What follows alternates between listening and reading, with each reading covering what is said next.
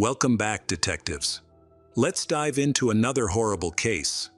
The case of Nancy Kissel. Robert Kissel was born on April 21, 1963 in New York. He and his brother Andrew attended technical college and then went on to college in New York. Those who know him describe him as a resourceful person who studies hard and always tries to achieve his current success. In the 1980s, Robert met Nancy, who would later become his wife.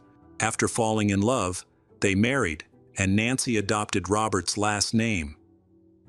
She worked as a manager at a taxi company and occasionally took on part-time jobs at a restaurant and bar. Before this, she had worked at a restaurant on Broadway in Manhattan. Robert started his career with a small position in the finance and banking industry.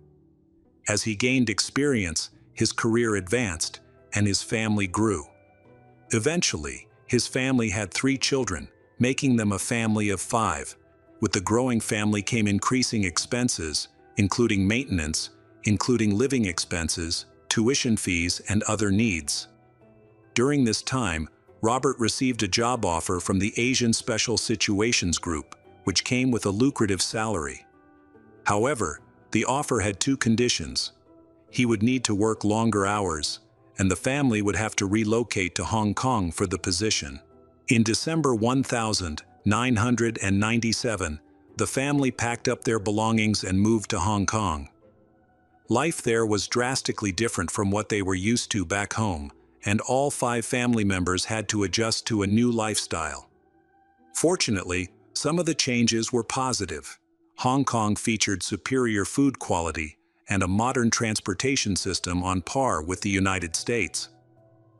Initially, the family had to make a lot of effort to stabilize their life, but over time, things started to fall into place. They eventually moved into the largest private housing complex in Tai Lam.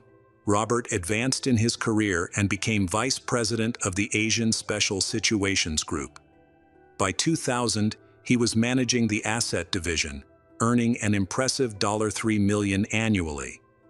As his career took off, his wife Nancy also found success. She became actively involved in the parent committee at the local school.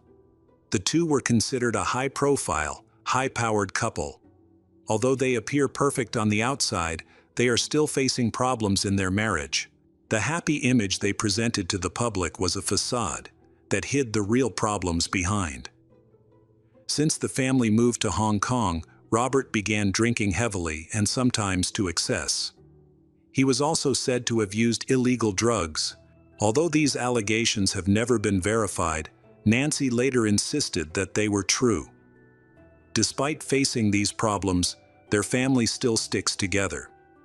Throughout their time in Hong Kong, their friends never suspected that anything was wrong. Financially, the Kissel family was very well off. They owned a luxury apartment in a prestigious area of Hong Kong with a park view, as well as a beautiful country house in the U.S. Since Robert held an important position at his company and couldn't leave his job, it was decided that Nancy would take the children to the U.S. Nancy moved to their spacious country house, which was not fully equipped for long-term living. Given their wealth, the family decided to renovate and expand the house. So Nancy began the construction process by ordering the necessary equipment and hiring workers. While the home was being renovated, Nancy noticed a man working at her house. His name was Michael, an electrician living in the Vermont area. He had been married twice and was financially unstable, a far cry from her husband Robert, who was earning over $3 million a year. However, for Nancy, money was not the main reason she was attracted to Michael. Perhaps Michael's peaceful lifestyle gave Nancy what she was missing. Robert, however, began to suspect that something was amiss. As an intelligent and observant person, he noticed changes in Nancy's behavior, but the distance between them made it difficult for him to confirm his doubts. As the months passed, Nancy and Michael grew closer.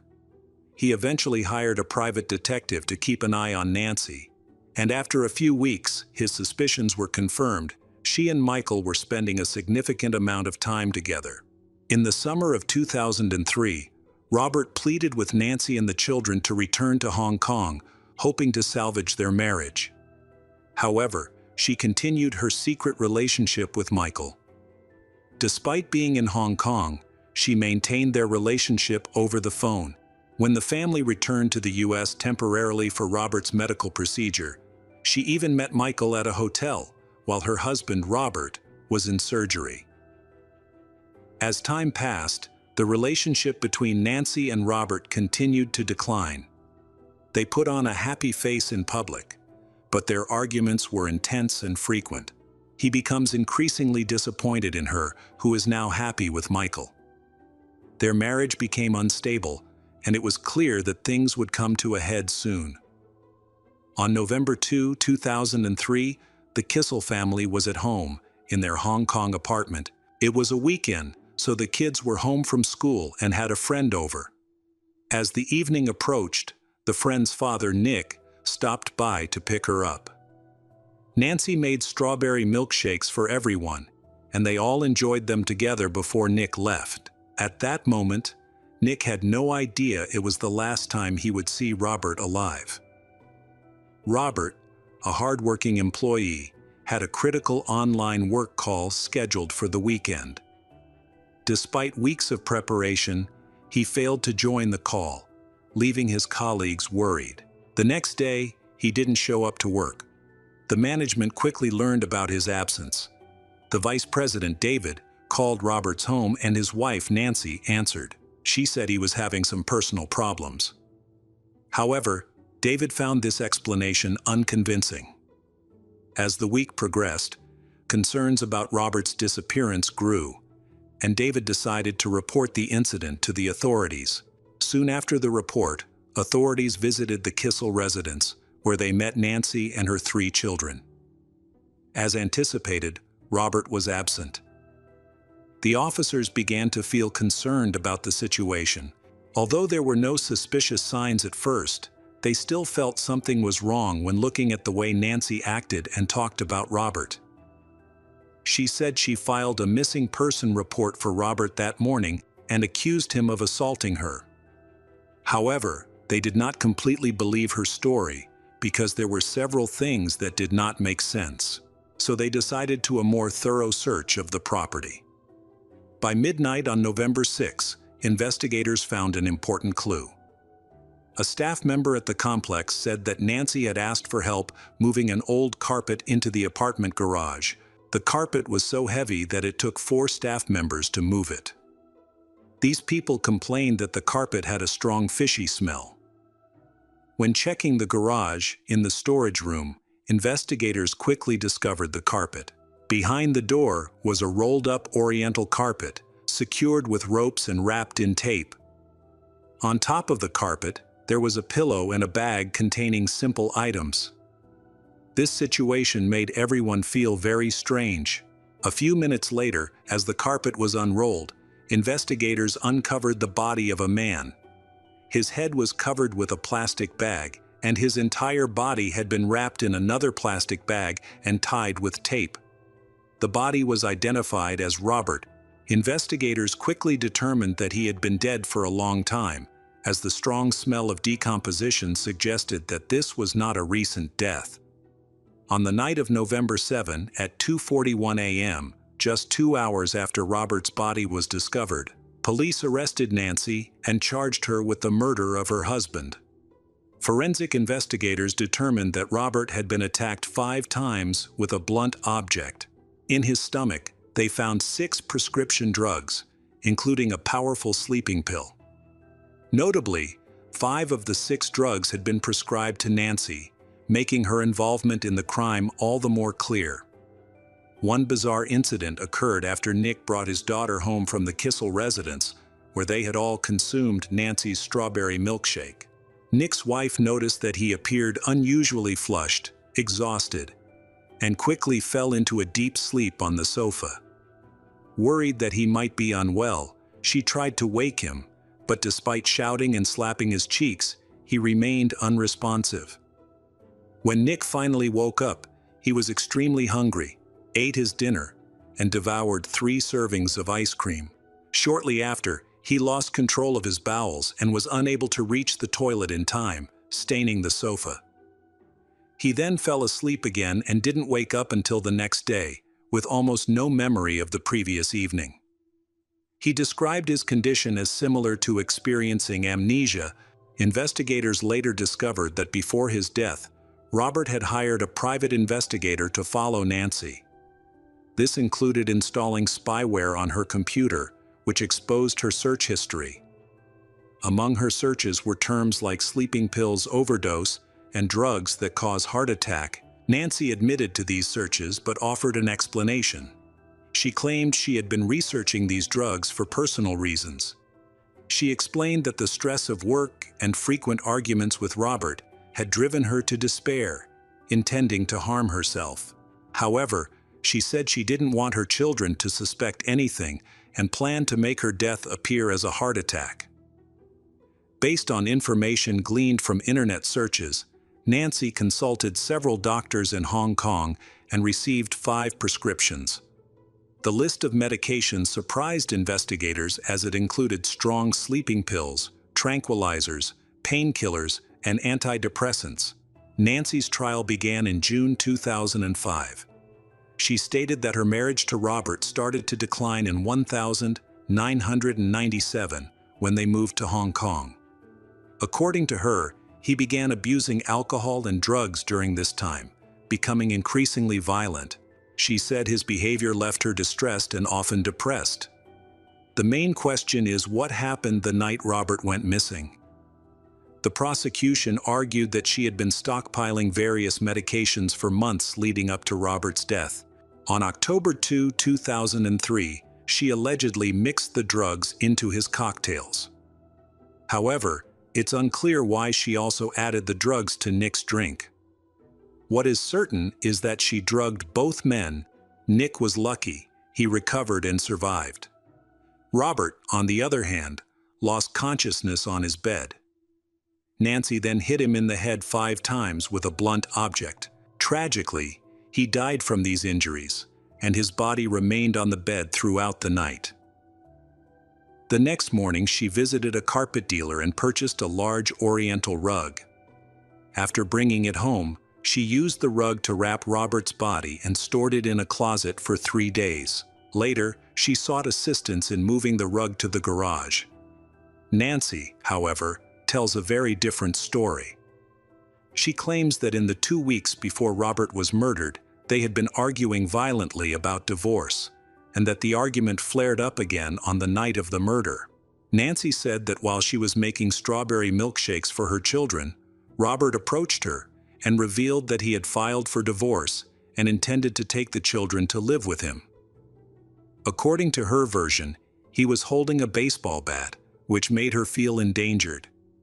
She picked up a heavy statue for protection and followed him down the hallway. A confrontation began, during which she spat in his face. She alleged that he struck her, and as they wrestled on the floor, he grabbed her ankles. In what she described as self-defense, she swung the statue at him, hitting him. He responded by striking her with the bat. She admitted to striking him several more times, which unintentionally resulted in his death. Nancy stated that she lost her memory due to the shock of the incident and could only vaguely recall her actions afterward. However, her story made many people suspicious. She claimed that she and Robert fought using a bat and a statue, but experts found no dents or scratches on the bat. Additionally, no traces of DNA from either she or her husband, Robert, were found on it, casting doubt on her story. Furthermore, CCTV footage from the following day showed she buying a carpet, and in the video, she showed no signs of injury. Despite these inconsistencies, Nancy maintained her innocence and refused to provide further justification. On September 1, 2005, the court delivered its verdict. Nancy was found guilty of murdering her husband, Robert. According to Hong Kong law, the mandatory sentence for murder is life imprisonment. During her sentencing, Nancy, dressed entirely in black, displayed no emotion.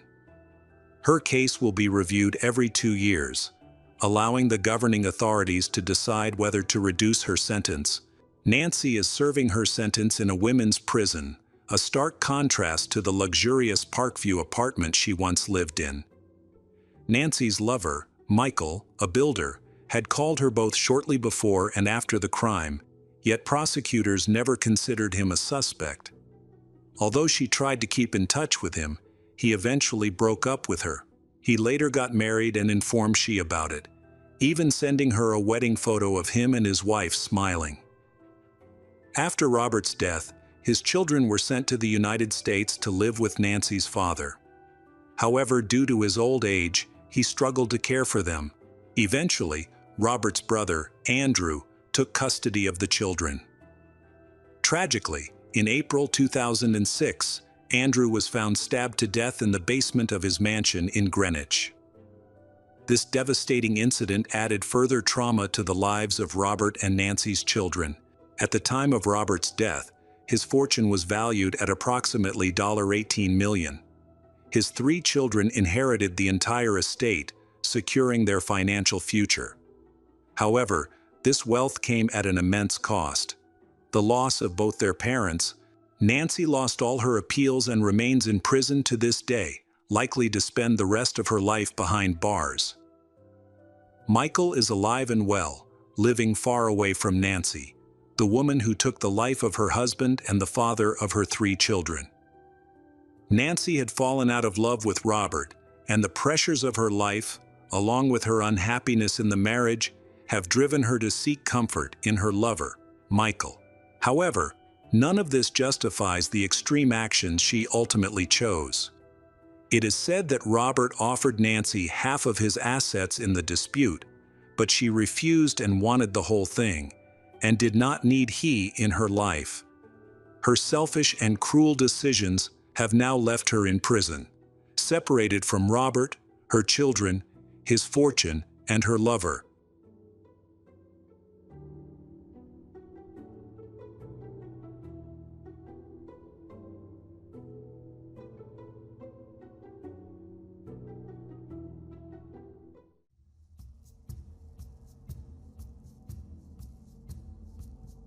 Hi everyone, thanks for returning. Let's unravel another perplexing mystery. The case of Lauren Heike. Lauren Heike was born on November 20th, 1993, in Seattle, Washington, to a well-off family. Her father, Jeff, owned a plumbing manufacturing business, and her mother, Lana, worked in real estate. Lauren was close to her older brother, Ryan. She attended Central Kitsap High School in Silverdale, Washington. After graduating, Lauren moved to Phoenix and enrolled at the Gary Manuel Lida Institute to study cosmetology and skin care. Lauren took great care of herself and had a good understanding of cosmetics. Lauren started her career at 18 years old and achieved significant success. She initially spent 5 years, from 2015 onwards, working as a customer support representative. She then became a leading manager at Benefit, a renowned cosmetics company. Next, she worked as a cosmetologist at a beauty salon for 9 months. In October 2020, Lauren got a job as a manager at an aesthetic medicine center. Additionally, she had aspirations to pursue a career in real estate, following in her mother's footsteps. At the time of the tragedy, Lauren was working full-time as an instructor at a golf club. Lauren was a confident and responsible individual who thrived in multiple areas, including the beauty industry, sports, and real estate. She made her physical health a top priority and led a healthy, active lifestyle. With a strong support system of friends and family, which allowed her to make the most of her leisure time by doing things she loved, such as traveling, going on hikes, and spending time with others. One of her favorite pastimes was walking alone, immersed in music and nature, savoring the fresh air, silence, and tranquility. Her preferred route was a secluded path in the northern part of Phoenix, close to her apartment. Lauren's parents worried about her walking alone in empty areas, but she felt sure she was safe. Lauren began each day with a consistent routine, waking up, drinking coffee, chatting with loved ones and friends, and embarking on her daily walk. She believes these things help her start her day on a positive note. However, Lauren has no idea that her gullible and carefree nature will put her in danger. On April 28, 2023, Lauren started her morning routine as usual. She had coffee, chatted with family and friends on the phone, and went for a walk in a quiet area near her apartment in northern Phoenix. The scenic trail took around 15 to 30 minutes to walk one way. Lauren left her apartment at around 10:30 a.m. Surveillance cameras last captured her walking calmly on the trail at 10:52 a.m., wearing a pink sports top, black leggings, and sneakers, with only her phone and keys on her. After that, she was not seen again. Lauren was expected at work at 11:30 a.m. but failed to show up, which was unusual for someone so responsible. Her colleagues tried calling her, but her phone was turned off. This worried Lauren's friends, who shared messages on social media and called each other to find information about Lauren's location. However, no one had any news, and Lauren had not been seen after leaving her apartment that morning. At about 1 p.m., Lauren's worried parents went to her apartment because they couldn't get in touch with her. They thought maybe she wasn't feeling well and that's why she didn't go to work. But Lauren wasn't there either. All her belongings were still in place, the doors were locked, and nothing suggested there had been a break-in or a struggle. It looked like she had gone out for a walk and just hadn't come back. After that, Lauren's relatives immediately filed a missing person report with the police. The authorities reacted swiftly and initiated a search, but unfortunately, they did not get any results. The park where Lauren went for a walk was almost deserted. If someone had been passing by when the attack occurred, the tragedy might have been prevented. However, that was not the case. Lauren was last seen walking alone towards the park, and then she disappeared, no longer responding to calls. Throughout the day, the police and volunteers thoroughly searched the surrounding area, the park, and looked for potential witnesses. They meticulously combed every corner and every bush but found nothing. Lauren's loved ones held on to the hope that she might have simply wandered off, got delayed, or visited friends in another part of the city. Lauren's relatives kept calling and texting her, but still didn't know where she was. As the hours passed, their hopes dwindled, and their fear for Lauren's life grew. Her parents, brother, and friends were beside themselves with worry. The following morning, April 29th, was like a terrible nightmare. At around 11 o'clock, the worst happened. A woman walking her dog stumbled upon Lauren's body. She recognized Lauren because she often walked her dog on that route and had seen Lauren before. The dog sensed something was wrong, and the woman saw Lauren's bloody body. She immediately called the police. Police arrived instantly at the scene to a horrific sight. Lauren's body was found 3 meters off the trail, concealed in a thicket with numerous stab wounds. She lay face up with outstretched arms, her clothes torn, and blood was everywhere. Experts began working immediately, with the forensic medical examiner determining that Lauren died on April 28 at approximately 11 a.m. due to blood loss from deep knife wounds. A total of 15 stab wounds were found on Lauren's body, likely inflicted with a pocket knife. The wound in her back area was fatal. The nature of the wounds indicated that the attack and murder lasted for some time, as they were in different parts of her body, varying in depth and shape. The injuries on Lauren's hands showed she had resisted, with deep cuts on both sides of her hands from trying to deflect the sharp knife. Police realized Lauren fought to the end, but her attacker was aggressive and strong. The attack was unexpected, and scratches on her back, shoulders, and torn clothing indicated the suspect attacked from behind, knocking her down and stabbing her with a knife. He then turned her over and continued to strike. At the crime scene, investigators found a clear footprint from a size 42 to 43 sneaker, likely belonging to the attacker. The area showed signs of a struggle, with Lauren attempting to crawl away and hide in nearby bushes. However, she was unable to escape, and bloodstains were found stretching several meters from the scene, ending near her body. It appeared that Lauren fought for her life and called for help, but unfortunately, she was alone in the deserted park at that early hour with no one nearby to assist her. Near the body, a barbed wire fence was discovered, which Lauren seemed to have desperately tried to climb over.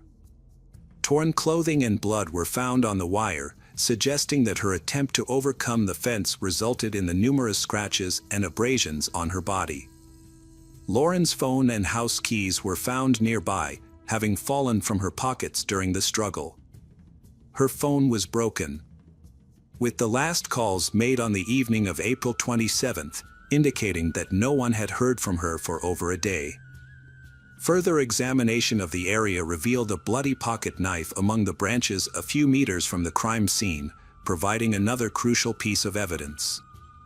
Experts quickly identified the object as the likely murder weapon.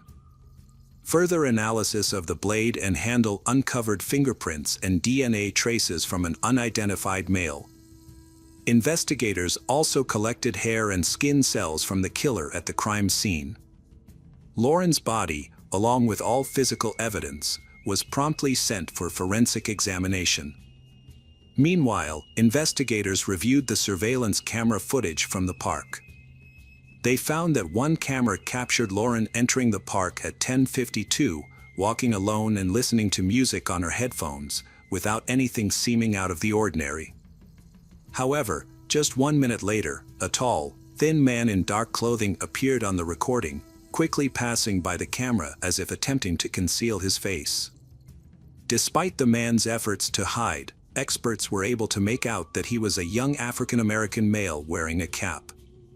Notably, his height, build, skin color, and clothing matched the description of the individual whose traces were discovered at the crime scene. Another camera, positioned at the park exit, recorded the same man rushing out from around the corner at 10:59, looking around frantically. He then tried to climb over the fence but got his clothes caught, ultimately jumping over and losing his cap in the process.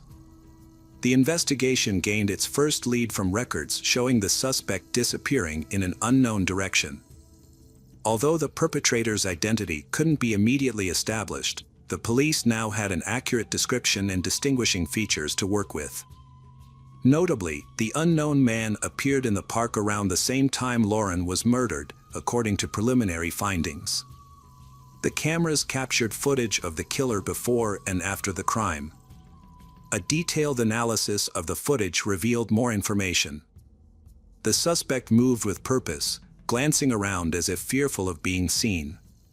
He appeared in the park about 30 to 40 seconds after Lauren did, suggesting he was following her. After committing the crime, the perpetrator fled the scene in the opposite direction of the park entrance, scaling a fence to escape quickly. This behavior supports the theory that the murder was premeditated and possibly not his first offense. The killer acted swiftly and boldly, attempting to avoid leaving evidence behind. However, in their haste, they made mistakes that allowed them to be partially captured on camera.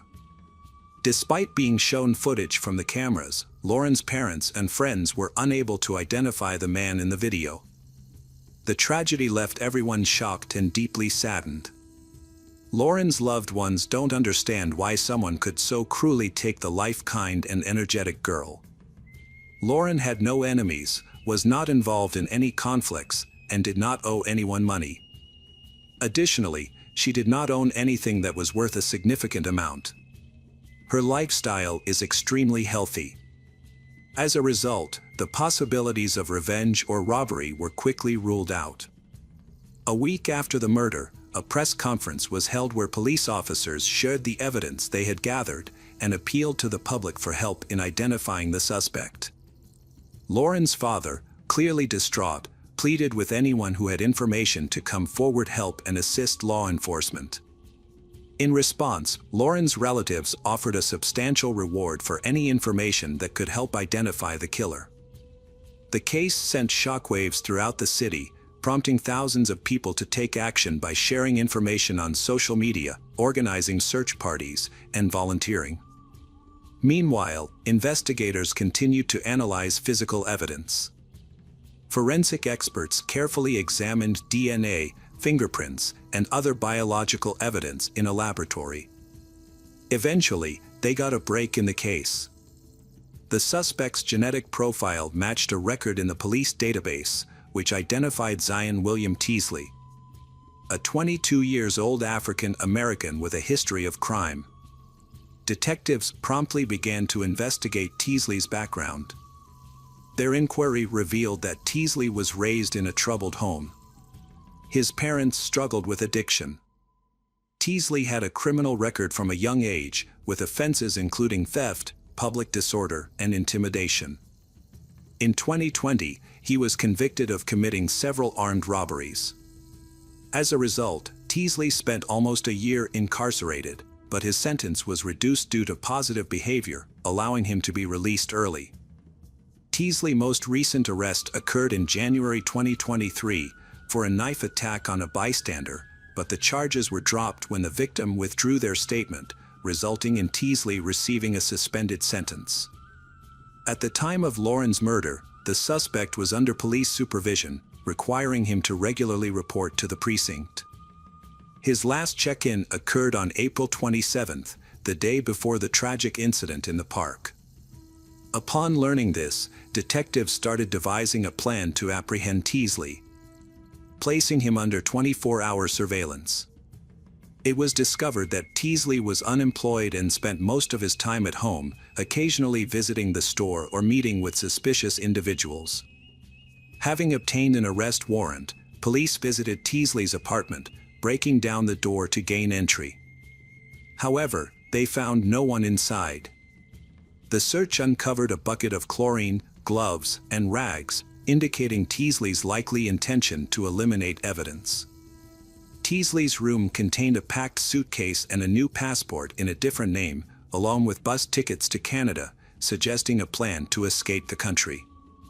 The investigation led detectives to believe Teasley was aware of the search and aimed to evade justice. A massive search operation was launched. Information about Teasley was sent to all states, and border agents were instructed to apprehend the suspect. Surveillance systems have been enhanced at railway stations, airports, and highways. By tracking calls from Teasley's phone and analyzing cell tower signals, detectives sought to pinpoint his location. Concurrently, they collected more evidence, including accounts from witnesses who spotted Teasley following Lauren the day before the murder. Another witness stated that they saw him in the same park 2 days prior to the tragic incident. A thorough investigation into Teasley's past revealed a disturbing pattern of violent behavior towards women. Just a month prior to Lauren's murder, he was detained for harassing a woman at a nightclub. Furthermore, a former girlfriend had previously filed a complaint against him for physical abuse, although the case was ultimately dropped due to insufficient evidence. It is clear that Teasley was an extremely unstable and aggressive man with a deep hatred of women, whom he considered inferior. Teasley's social media posts were discovered, where he used derogatory language towards women. Photographs were found featuring knives that bore a striking resemblance to the murder weapon at the scene. Authorities suggested that Lauren may have been a random victim of Teasley's violent tendencies. Lauren's family were shocked and couldn't understand why someone would be so heartless and cruel. Their daughter had simply gone for a walk and was brutally murdered for no reason. Lauren's father made a heartfelt plea to the public, begging them not to seek revenge themselves. He wants people to let the police handle the situation and punish the perpetrators through the law, instead of using mob violence. After a 3-day search, Teasley was apprehended in an abandoned garage on the city's outskirts. During the arrest, he resisted and injured a police officer. During questioning, Teasley was uncooperative, claiming he had committed no crime and had never seen Lauren before. He later denied being in the park that day, but fell silent when shown surveillance footage, and he requested a lawyer. The prosecutor promptly charged Teasley with intentional murder and kidnapping, citing substantial evidence, surveillance videos, Lauren's belongings found in a garage, a knife, DNA, and fingerprints from the crime scene. The court ordered Teasley to be held without bail. Teasley's trial began on June 5, 2023, and was one of the most high-profile cases in state history, drawing widespread national attention. Journalists and members of the public who were concerned about the issue assembled in front of the courthouse. Everyone in the courtroom was to catch a glimpse of the person responsible for the horrific murder. Teasley, the defendant, was led in wearing handcuffs and an orange prison robe, his expression eerily indifferent. In stark contrast, Lauren's family was overcome with heartache. Her mother sobbed uncontrollably, while her father glared at Teasley with anger and hatred. The prosecutor gave a powerful and emotional speech, portraying Teasley as a ruthless killer who posed a significant threat to society. He stressed how brutally the crime was committed and the overwhelming evidence against Teasley. Prosecutors described Teasley as a psychopath who enjoyed inflicting pain on women, driven by a deep-seated hatred for them. Conversely, Teasley's defense attorney sought to prove his client's innocence. He challenged the evidence, arguing that it was possible another individual was responsible for Lauren's death.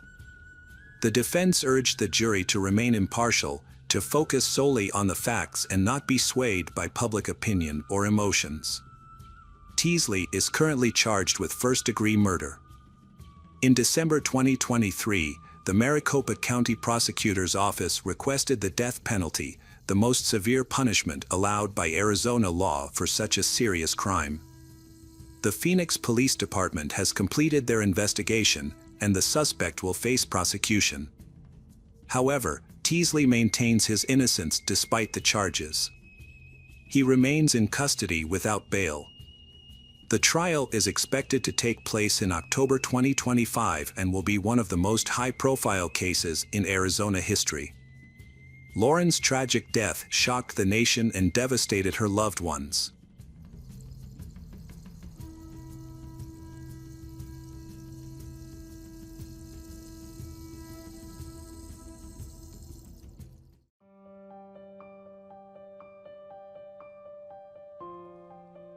Hi there, investigators. It's time to uncover the truth behind another case. The case of Nicole Lobby. Nicole Lobby, 29 years old, lives with her husband Chris and has a large family in Oregon, USA. Nicole was a beautiful woman, loving wife, amazing mother, and a friend. She was not afraid to share her faith or her opinion with anyone. Her goal was to make sure that she left this world a better place. When Nicole met Chris, she already had an older daughter. Chris also had 2 daughters, and after they got married, they had a son. Nicole is known for being adventurous, brave, and always looking forward. She overcame a rare cancer and then became very passionate about fitness. Nicole's goal is to become a fitness trainer. Nicole recently started a new job, and no one thought she would be in danger at work. At about 5 p.m. on August 19, 2014, Portland Emergency Services received a call from a man reporting that a woman had been stabbed in the chest. The victim was still alive but had difficulty breathing. So the witness requested that an ambulance be sent to Timber Creek Apartments as soon as possible. Police quickly arrived and spoke with the man who called 911, who gave more details about the incident. He said he and his wife were walking down the stairs of their apartment building to the parking lot when they heard screaming. He turned to his right and saw a woman running toward them, screaming, "He stabbed me, he stabbed me." She told the couple she didn't know the attacker, but he was wearing camouflage pants and a black hoodie. The manager of Timber Creek Apartments identified the victim as Nicole Lobby, 29, a coworker. Nicole was a leasing consultant and had been working there for several weeks. On August 19, During her work hours, she drove a trolley around the complex delivering letters asking for lease renewals. Along with each letter, Nicole gave each resident a balloon tied to a bag of popcorn. When she was done, she marked each apartment on a map in the trolley. Based on Nicole's notes and the map, detectives determined that the attack may have occurred on a specific stairwell in Timber Creek at the time residents heard Nicole screaming. The attacker may have been waiting for her under this stairwell. There was also a trail of blood from the stairwell and flyers scattered at the bottom of the stairs. During the Washington County Sheriff's Office investigation, several witnesses reported seeing a suspicious young man wearing a black hoodie and camouflage pants near Timber Creek at the time of the attack. Combining the reports and the timing of the sightings, detectives determined the suspect's route through Timber Creek. More than 20 officers were involved in this intensive investigation, assisted by canine dogs. The Washington County Search and Rescue Team searched the woods along Cedar Mill Creek, a stream that runs through the Timber Creek residence. During the search, they found several items that were sent to a lab for analysis. Detectives did not disclose the exact findings but said they were investigating every possibility. Investigators are trying to figure out what caused the attack, which took place in broad daylight at an apartment complex with more than 1,000 residents. They have contacted Nicole's husband, Chris Lobby, and informed him of the incident. The police took several steps to identify the attacker. It was not a robbery, and the attacker did not attempt to remove her clothing. This suggested that the motive for the murder might have been a personal dispute. This theory led detectives to her husband, Chris. Chris cooperated with the police and answered questions about his 4-year marriage to Nicole. Investigations revealed that he was at daycare picking up his son at the time of the attack. Therefore, Chris could not have been the attacker. Meanwhile, while interviewing residents at Timber Creek Apartments, the police found 2 more witnesses who saw a man wearing a black hoodie and orange pants. They saw this man, who had similar features to the suspect, running across the street without looking back. Around the same time the attack on Nicole took place, a hooded man was seen running toward the houses across from Timber Creek Apartments. Detectives, working with witnesses, drew up a sketch of the suspect and quickly circulated it throughout the city, even appearing on television news.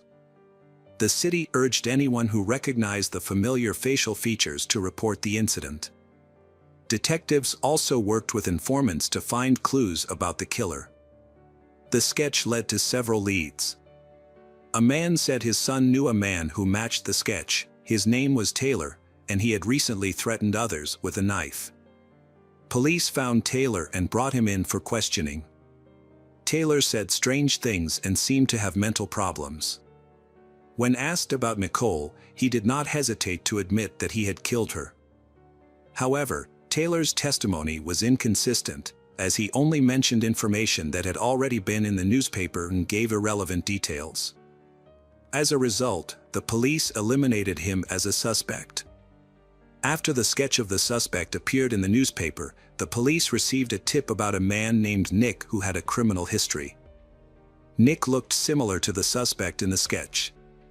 However, he had never done anything similar to what happened to Nicole. He had run-ins with the law before, but he had never physically harmed anyone. The police interviewed Nick and found his behavior disturbing. When asked about Nicole and the crime, he denied any involvement and asked for a lawyer. The police then obtained a search warrant for Nick's home. They found a black hoodie and orange pants, but the hoodie did not match the witness description because it had a bright white logo on the front. Nick's clothes were sent for analysis, but no evidence was found linking him to the crime.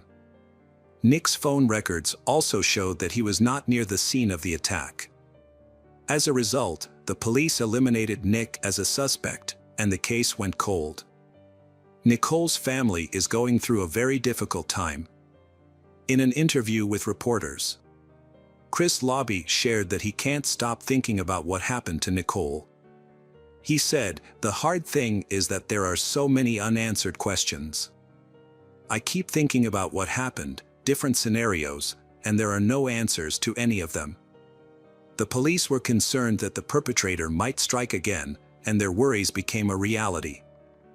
3 weeks after Nicole's death, on September 13, 2014, the Eugene Police Department received an alarming call. Eugene is a city about 100 miles from Portland. On that day, a resident was attacked while leaving a bar near Autzen Stadium. Heather Miller, 39, had gone to a bar near the stadium to watch the game. Around 8 p.m., when the game ended, Heather decided to go home. The streets were almost deserted. As she left the bar, she tried to call a taxi but realized her phone was dead. So she decided to walk closer to the stadium to catch one more easily. As she walked along the sidewalk, she noticed someone following her. As she crossed the street and turned around, she saw the man behind her was still following her. She walked faster but was suddenly hit in the back of the head, knocking her unconscious. When she woke up, she found herself face to face with her attacker, who had pulled down her pants in an attempt to sexually assault her. Heather tried to reason with her attacker. She said she had a daughter and begged to see her again, but he continued to beat her. Heather described that every time she spoke, she was punched in the face. Eventually, Heather realized that the only way to survive was to pretend to be dead. She closed her eyes and remained silent. When the attacker thought he had achieved his goal, he ran away.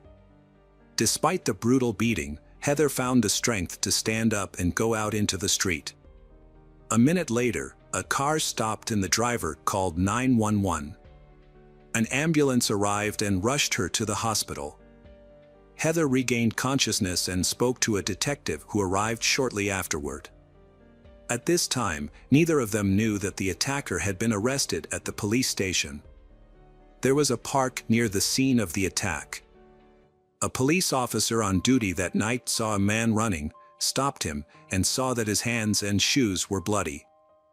The police arrested him and called a patrol car to take him to the station.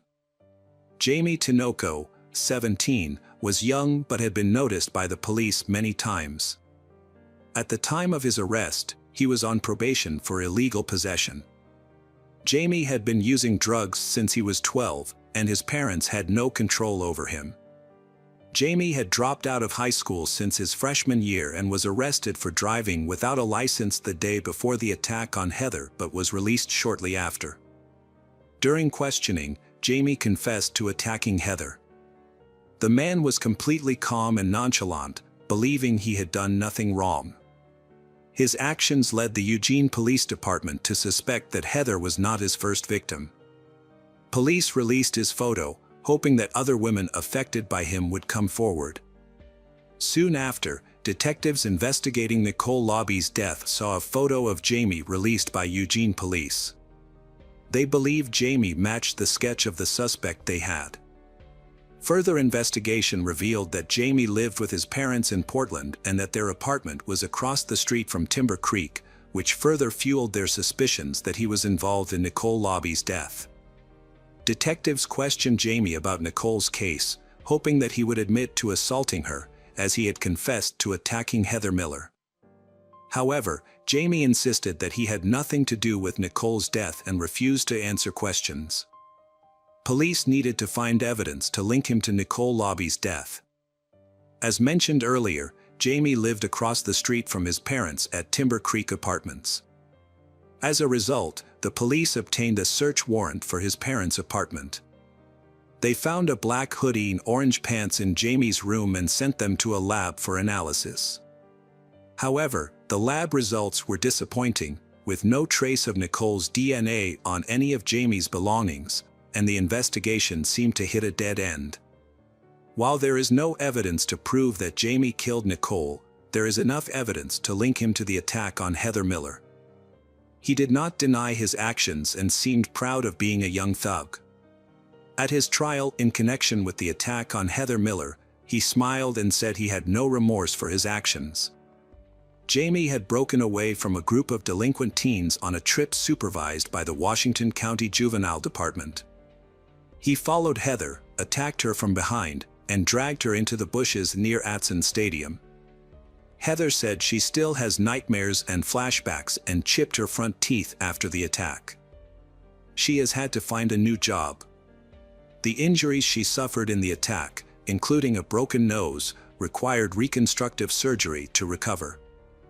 "There's not a day that goes by that I don't think about what happened," she said in Lane County District Court.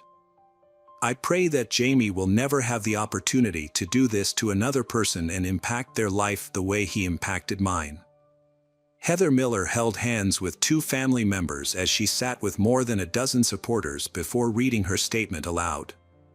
Jamie grinned in court as the victim recounted the horrifying details of the attack she endured. When the judge asked why Jamie was smiling, he replied that he did not know. The judge called Jamie's lack of remorse appalling and labeled him a danger to the community, then imposed the maximum sentence. Heather, comforted by friends and family after the hearing, said, "His behavior was disrespectful and unrepentant, and the judge's sentence was fully deserved." A courageous mother of two, Heather pleaded with the judge that Jamie would never have the opportunity to harm another person. She did not want him to think he had won and brought her down. So she kept her composure from the start. Although the defense tried to portray Jamie as a young man who had been affected by substance abuse for years, the judge noted that his behavior in court clearly reflected character issues. Jamie's lawyer asked the judge to sentence his client to 8 years and 4 months in prison, arguing that Jamie was remorseful for what he had done. However, Jamie did not apologize when the judge allowed him to speak.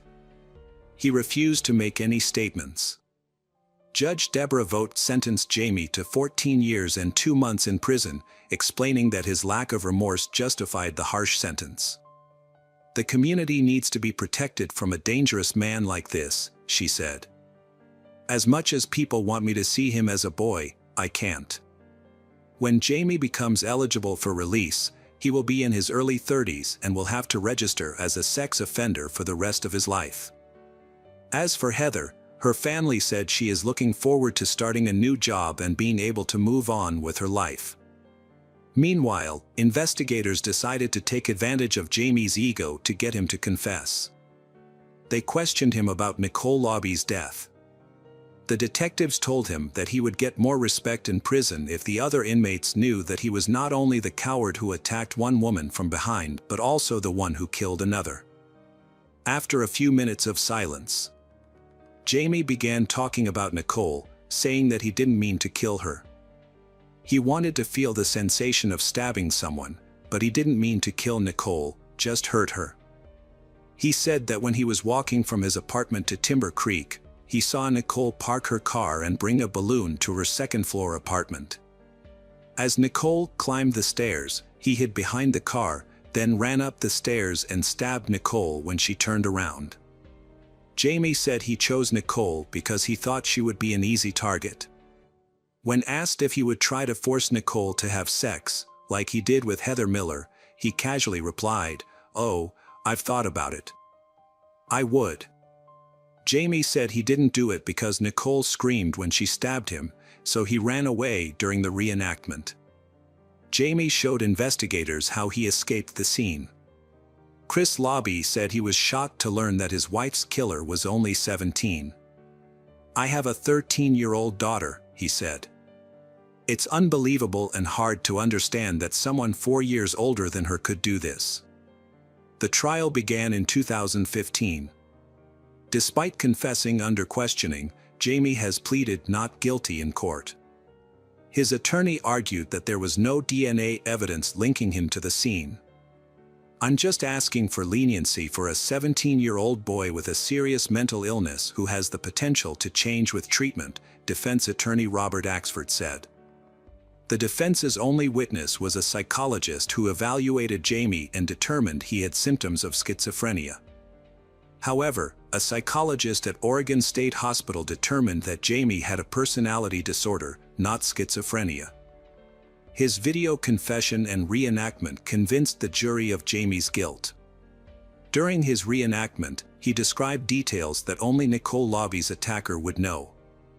During the sentencing phase, the jury had two options: life in prison without parole or life in prison with the possibility of parole in 30 years. The jury determined that there were no mitigating circumstances sufficient to impose a life sentence with the possibility of parole in 30 years. As a result, in 2017, Jamie Tinoco was found guilty on all counts. Jamie, then 20, stood in the Washington County courtroom between his two attorneys when Court of Appeals Judge Kirsten Thompson asked him if he had anything to say before she formally sentenced him to life in prison without parole. He put his hands down in front of his waistband, his mouth twitching slightly. "I beg for forgiveness," Jamie said before sitting down. Chris Lobby, Nicole's husband, said Jamie's family came to see his family after the sentencing to express their condolences and apologize. But that's not the end of the story. In 2021, the Oregon Court of Appeals overturned Jamie's 2017 conviction. Juvenile law has changed since Tinoco was tried on a Measure 11 charge.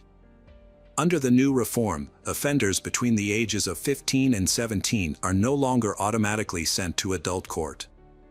The new law requires prosecutors to hold a hearing to decide whether juveniles charged with serious crimes should be transferred to adult court. If the case is retried, Jamie's attorneys could ask for a lighter sentence. The decision to overturn the conviction came as a shock to Nicole Lobby's family, who were not expecting it. Nicole's father, Rich Jones, said they will have to go through another emotional ordeal. Jamie remains in prison, but this is not the end of Nicole Lobby's case.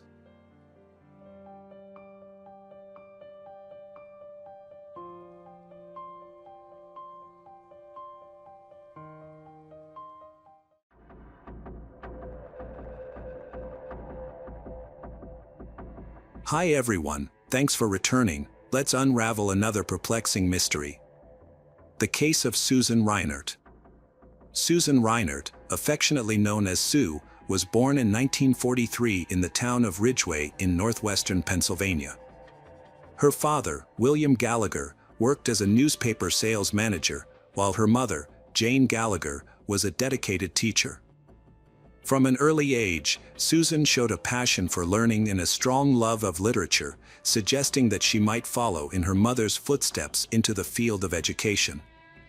While studying at Grove City College, Susan met a young Air Force recruit named Kenneth Reinert.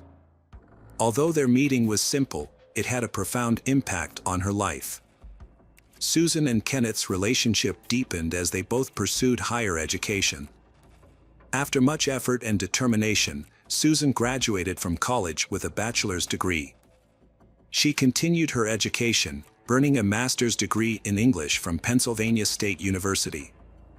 In 1965, Susan and Kenneth began their new lives after graduating from Grove City College. Because Kenneth was in the military, they had to move around a lot. They started by moving to Sacramento, California, then returned to the Northeast and lived in Rome, New York. The family even lived in Puerto Rico for a while before settling permanently in the Philadelphia area in 1971. In 1974, Susan Reinhardt, a devoted teacher and loving mother, experienced a turning point when she and Kenneth decided to divorce. The divorce was amicable, without legal disputes. Susan then became an active single mother, focusing on building a home for her two children, Karen and Michael. With her warm and friendly personality, she was well liked by her colleagues and students at Chestnut Wald Elementary School. In addition to her teaching career, Susan was actively involved with Parents Without Partners, especially in the Valley Forge program. After her mother passed away, Susan found strength and support from this organization despite her grief. Despite many challenges, she persevered through her involvement with Parents Without Partners. Susan's story took a mysterious turn. On June 22, 1979, Susan Reinhardt and her two children spent their day together. That morning, her son, Michael, had been with his father, Kenneth. That evening, they had attended a father-son baseball game. However, the game ended early when Susan picked Michael up at 8:30 p.m. That evening, Susan contacted her ex-husband's parents, Florence and John Reinhardt. Despite their divorce, she had maintained a good relationship with them. Susan checked the gas tank and found it was nearly full, enough for the trip to Allentown, Pennsylvania, a town about an hour's drive north. The purpose of the trip was to attend a single-parent conference and spend the weekend with her children. Susan had signed up to run a workshop there and keep the children involved in activities throughout the weekend. They planned to leave on Saturday morning and return home late Sunday. At around 9 p.m. on Friday night, Karen and Michael were playing outside, picking up hailstones left over from a summer storm. About 30 minutes later, neighbors heard Susan's orange-red Plymouth Horizon start. Minutes later, the car disappeared. Susan had left the house with her 2 children, possibly to visit her boyfriend before going to the conference. She was in a long-term relationship with William Bradfield, a fellow teacher. Although they tried to keep it a secret, the relationship was causing tension in Susan's marriage to Kenneth. There were even rumors that Susan and William might get married. On June 22, 1979, Susan and her children set off after visiting her boyfriend. They planned to travel to Allentown, about 49 miles north, to spend the night at a motel. However, they never arrived. Susan and her children disappeared without a trace, leaving those who knew and loved them distraught. On June 25, 1979, Susan's Plymouth hatchback was discovered in the parking lot of the Host Inn in Harrisburg, 87 miles from Allentown and 97 miles from her home. Tragically, Susan's lifeless body was found in the back of the car. The details of her agonizing death were gruesome. Her body was naked, beaten, and bound with chains, curled up in the wheel well of the car. Her hands were tied, and she had black eyes. She had been beaten with chains or tied so tightly that the chains left bruises on her back. More frighteningly, she had been injected with a fatal dose of morphine. The whereabouts of her 2 children, however, were unknown. They had seemingly disappeared without a trace. Police searched for hours. But no one had seen them, nor had any of Susan's friends or relatives seen them that weekend. So, the police began investigating further. They posted pictures of the Reinhardt family in newspapers for weeks, looking for any clues about the children. The investigation discovered that Susan had named William Bradfield, the man she thought she was going to marry, as the beneficiary of $730,000 in life insurance policies. This raised suspicions that her children might have been murdered so he could receive the money. However, William Bradfield had a solid alibi, as he was in Cape May, New Jersey, the weekend Susan was murdered and her children went missing. Several teachers were present and confirmed his whereabouts. The police then turned their attention to Upper Merion High School, where Susan worked, as the school was experiencing problems. Principal J. Smith was embroiled in a scandal.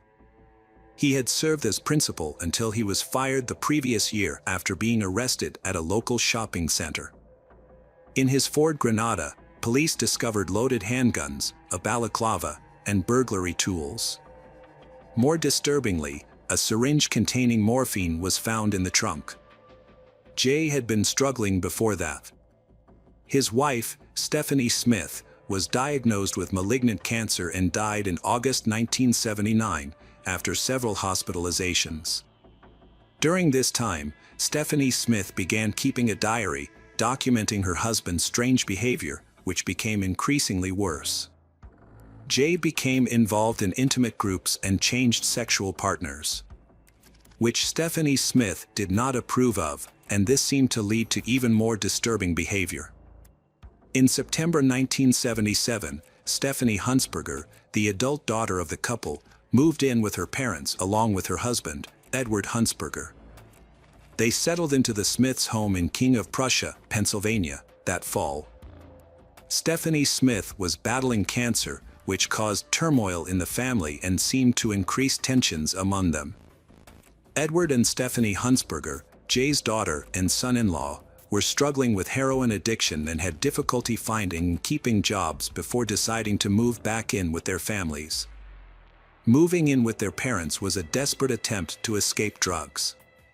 In early 1978, Jay Smith's daughter and son-in-law, Stephanie Huntsberger and Edward, mysteriously disappeared. They had moved in with Jay Smith and his wife just a few months earlier. They was last seen in February 1978, when they visited Edward's parents in North Wales, Pennsylvania. When they left, they promised to return soon, but then they disappeared. Their disappearance was first noticed when Edward failed to show up for a meeting with his probation officer later that month. Authorities contacted Jay Smith, the last person known to have had contact with the couple. Jay Smith told people that Edward and Stephanie Huntsberger had run away to California. He said they owed money to some drug dealers in the area and had fled to the West Coast. However, he was unable to provide any further information about the incident. Edward and Stephanie Huntsberger lived a nomadic life, so their disappearance went unnoticed for some time. Meanwhile, Jay was arrested for burglary. When police searched Jay's home, they found several suspicious items, including weapons, drugs, security uniforms, badges, and pornography. They also discovered nitric acid and office supplies stolen from a nearby school. Jay was suspected of being involved in recent armed robberies. During the burglary trial, Jay's friend William testified that they were on vacation when the robberies occurred. However, the jury did not believe this testimony. Jay had a bad reputation in Upper Merion and was known as the Prince of Darkness. Jay Smith was eventually sentenced to 2 to 5 years in prison on June 25, 1979, for a series of store robberies that took place in the late 1970s. During the investigation, Jay was arrested for burglary. Although Jay was in custody, the police still considered him a prime suspect in Susan's murder and continued to investigate his past. They made a remarkable discovery: Jay's daughter and son-in-law had also disappeared under similar circumstances as Susan and her 2 children. This led the police to suspect that there might be a connection between the 2 disappearances, Susan's death and the disappearance of her children. First, Susan had been killed by a morphine overdose, and a large amount of morphine had been discovered in Jay's home several months earlier. Second, a plastic comb with Jay's identification had been found in Susan's car. The disappearance of his daughter and son-in-law closely resembled the disappearance of Susan's children. The events that unfolded in this case were shocking and left a lasting impact on the public. However, the most shocking truth was yet to be revealed. In late July 1979, about a month after Susan's body was found near Harrisburg, investigators discovered a potential motive for the horrific murder that was financial gain. On July 20, 1979, a Philadelphia attorney filed a motion to stay the execution of Susan's will in both Montgomery County and Delaware. The motion was filed on behalf of Kenneth Reinert, Susan's ex-husband, and Patrick Gallagher, her brother.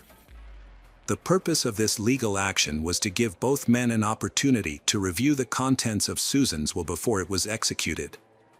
They decided to file in both counties because Susan's residence in Ardmore, Pennsylvania, was near the county line, allowing her to file her will in both places. It was later discovered that just a few weeks before her death, Susan had made several significant changes to her will. She had also purchased several large life insurance policies, naming her current boyfriend, William, as the beneficiary. In the legal documents, she referred to him as her future husband. As the police investigated further, they determined that Susan's death occurred between midnight on Saturday, June 23, 1979, and midnight on Sunday, June 24, 1979. William and other teachers arrived in Cape Cod at 5 a.m. on Saturday and remained there until the afternoon of Monday, June 25. However, it was unclear exactly where William was during the time of Susan's disappearance, casting doubt on his alibi. The investigation also revealed that Susan had withdrawn large sums of money from her account, totaling approximately $25,000, through multiple transactions due to daily limits. She told the bank staff that she intended to invest the money in high-yield investments managed by William, whom she referred to as her future husband. What Susan did not expect was that she was just one of many women in William's life. He was secretly dating several other people, including a coworker who taught English, with whom he had maintained a secret relationship for nearly 10 years. William had promised Susan that the investments would yield large returns to finance their upcoming wedding and move to England. During the investigation, investigators found fake stocks and bonds in Susan's home, which initially puzzled them. They later discovered that William had sold these fake securities to Susan and then passed them on to her. These securities were mostly related to fictitious and worthless companies, suggesting that William had been deceiving Susan for a long time. This discovery added a new dimension to the case, further clarifying William's financial motives. In March 1980, William was called to testify in a civil lawsuit. During his first appearance, he refused to answer questions directly and referred questions to his legal counsel. Although William's attorneys denied that he had taken Susan's money, they were willing to negotiate with the state to settle the matter and handle Susan's $1 million will. By June 1980, William had officially testified in court for the first time. He denied most of the allegations related to the case, insisting that his relationship with Susan was not as serious as she had told her relatives. He also denied any plans to marry Susan later that year, contrary to what Susan had shared with her close friends. William made unsubstantiated allegations about Susan's relationship with J. Smith, the former principal of Upper Merion High School, although there was no evidence to support these claims. On the contrary, many of Susan's relatives and friends confirmed her long-term relationship with William. It should be noted that J. Smith was in prison during the trial. William did not explain why Susan chose him as the heir to her $1 million-plus estate. Instead, he described Susan as unreliable and troubled. William also blamed Susan for her problems and claimed that he was only helping to solve her problems, especially in the civil lawsuit over the missing $25,000. In June 1980, Susan's brother and ex-husband filed a separate lawsuit. They wanted to recover the entire $450,000 insurance policy that Susan had received a few weeks before her death. The intention was to put the money in a trust fund to conduct their own investigation. The case was complicated and full of unexpected events. On February 20, 1981, William was arrested by the police on 3 charges, 2 counts of theft and 1 count of conspiracy. He was accused of keeping $25,000 that Susan had given him to invest. William was released on bail on February 23, 1981, but his criminal trial was scheduled to begin the following month. Before the criminal trial began, the civil case was closed. It was decided that $36,000 from Susan's estate would be used to further investigate the children's clothing and settle a dispute over the remainder of her will. This prevented William from receiving any money on August 3, 1981. William's criminal trial lasted 5 days and ended with a guilty verdict on the theft charge. Delaware County District Attorney Edward Weiss then asked that William's bail be increased from $25,000 to $75,000. The reason was that they believed this sentence increased the risk of William fleeing, especially since there was a possibility that he would be charged with murder. Judge Robert A. Wright granted this request. On April 6, 1983, William was arrested by the Pennsylvania State Police on several felony charges, including 3 counts of murder, attempted murder, kidnapping, conspiracy to kidnap, and obstruction of justice. The jury concluded that William knew about the plan to kill Susan and her children and was involved in the crimes. Although J. Smith was believed to be involved, he was not charged at the time. Part of the indictment was based on the testimony of Proctor Noel, a fellow inmate, who stated that during a game of chess, William confessed to his involvement in the murders. The arrest of William Bradfield in April 1983 was a major step in the investigation of the case. Although there was no physical evidence linking William to Susan Reinert's death or the disappearance of her children, prosecutors were confident in the case. William's previous burglary convictions and his connection to the suspected body dumping led to more serious charges in the 1980s. Jay Smith, who was serving time for other crimes, was forced to testify before a grand jury despite invoking his Fifth Amendment right to remain silent. William Bradfield was also called to testify in 1984, but details of his testimony have not been released. The hearing was reportedly related to the disappearances of Stephanie Hunsberger and Edward Hunsberger, Jay's daughter and son-in-law. In April 1985, Jay was asked to provide handwriting samples to compare with old documents that might be related to the plan to kill Susan Reinert. This investigation led to Jay's arrest on June 25, 1985, exactly 6 years after Susan Reinert's body was found. Jay was charged with 3 counts of first-degree murder and held in custody while awaiting trial. In 1984, Joseph Wambaugh, a well-known crime author, published a book about the case. The book supported the theory that Jay was the killer. A television movie based on the book was later produced, bringing the case to national attention. Jay maintained his innocence throughout his imprisonment. He appealed and accused William Bradfield of framing him. In 1989, the court reviewed the case and found problems with the indictment, leading to a new trial in 1990. Jay waived his right to a speedy trial to allow for a more thorough investigation. In 1992, the Pennsylvania Supreme Court ruled in Jay's favor, overturning the murder conviction and finding the prosecution guilty. For the next 2 decades, the state did not retry the case, allowing Jay to live out his life in freedom. William Bradfield continued to evade liability and refused to pay the $25,000 owed to Susan Reinert's estate. The case dragged on until 1996. Jay sued the state and Joseph Wambaugh for defamation and conspiracy, but both lawsuits were dismissed. On January 16, 1998, William Bradfield, after more than 10 years in prison, was found unconscious in his cell and died of cardiac arrest. Susan's ex-husband, Kenneth Reinert, died in June 2002 without knowing the fate of his 2 missing children. Jay Smith, who was exonerated in 1992, wrote a book about his case and remarried in 2002. He died on May 12, 2009.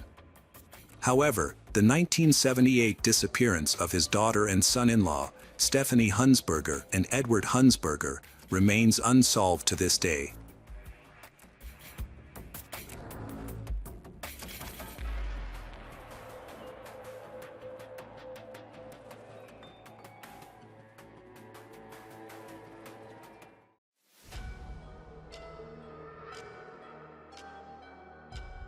Hello friends, welcome to our channel. Today we're going to take a look at another horrible case with you.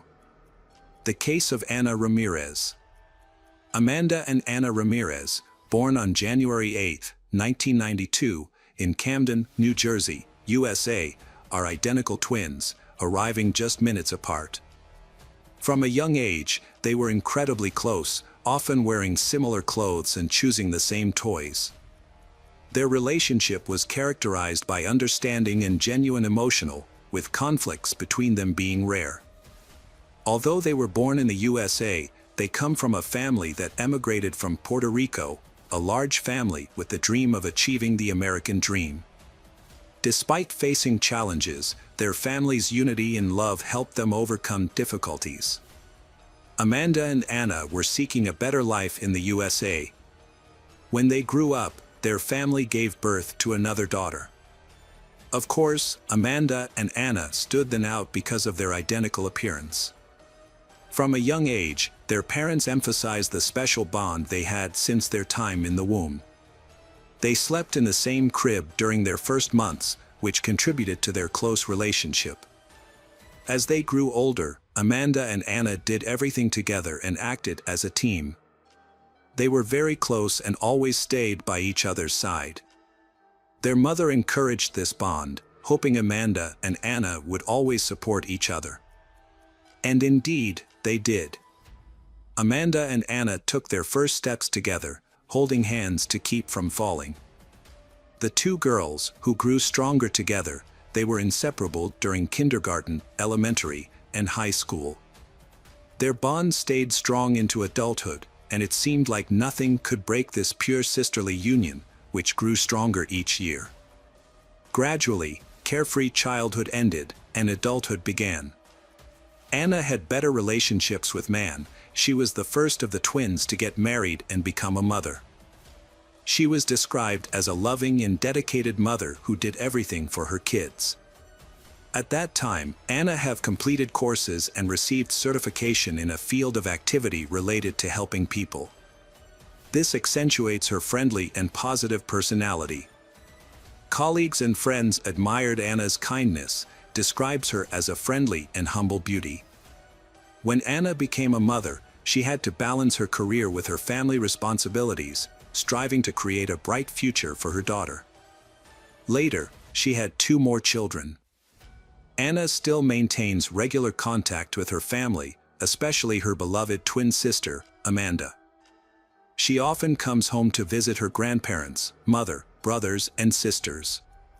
Anna and Amanda still keep in regular contact, they exchanging messages and phone calls to share their daily experiences.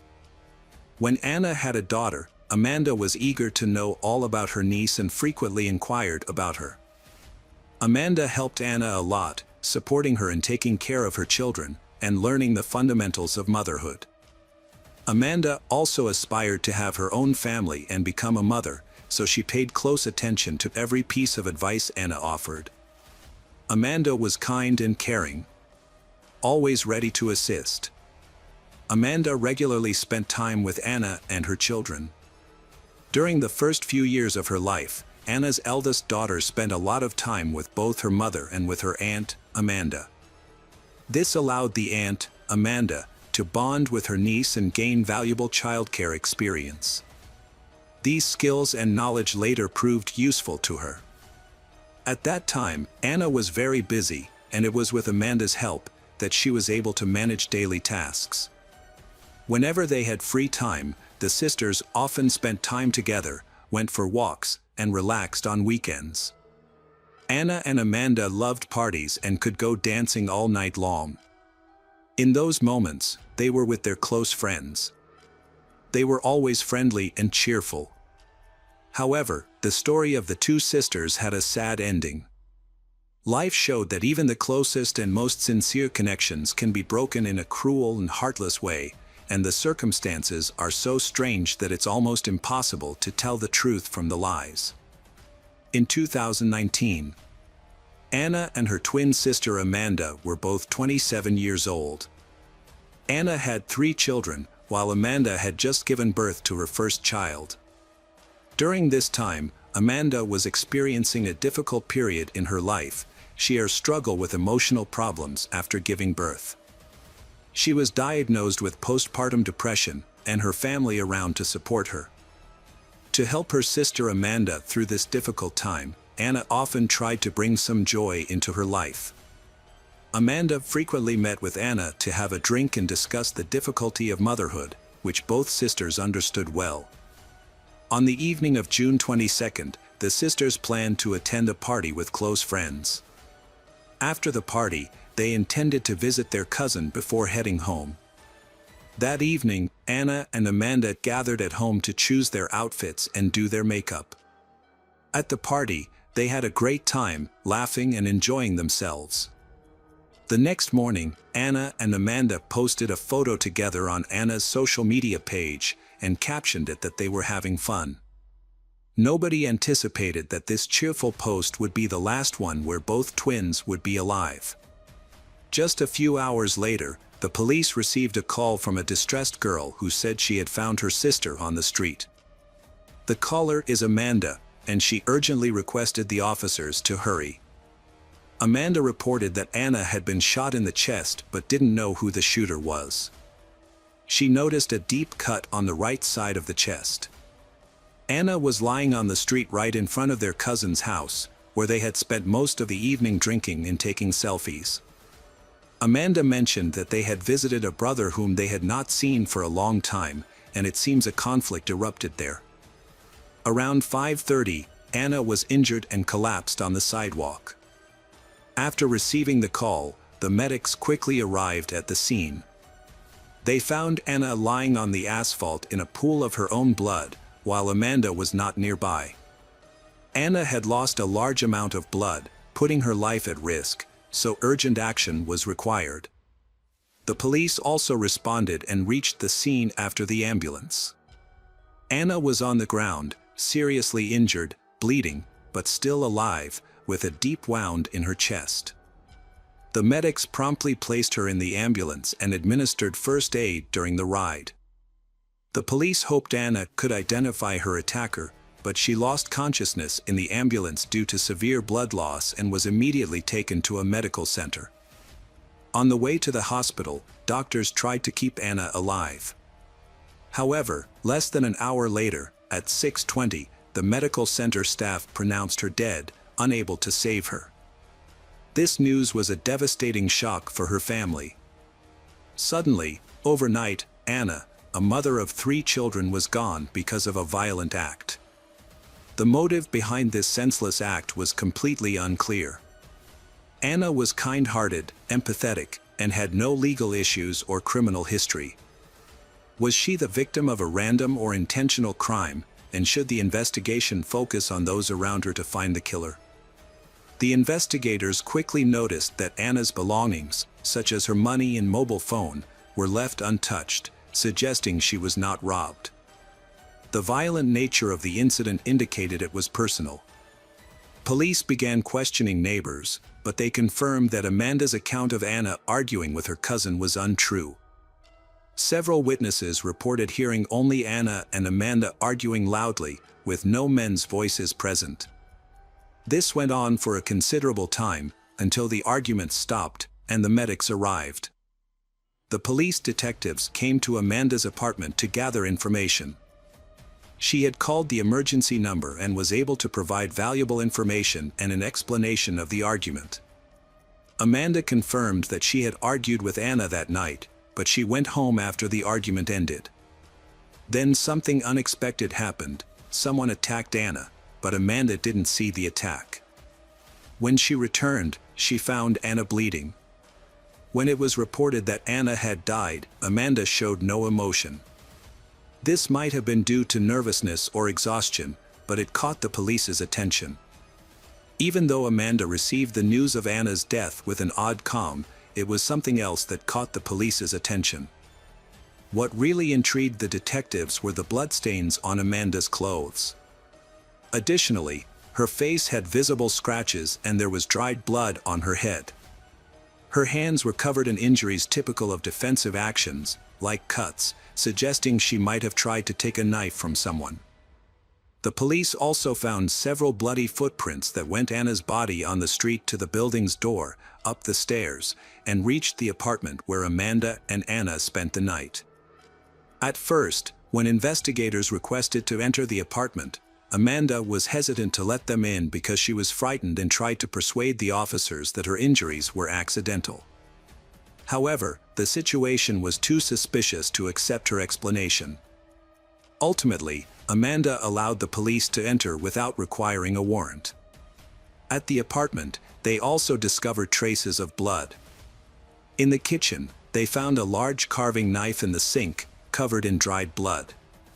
Detectives saw this as clear evidence implicating Amanda in Anna's death.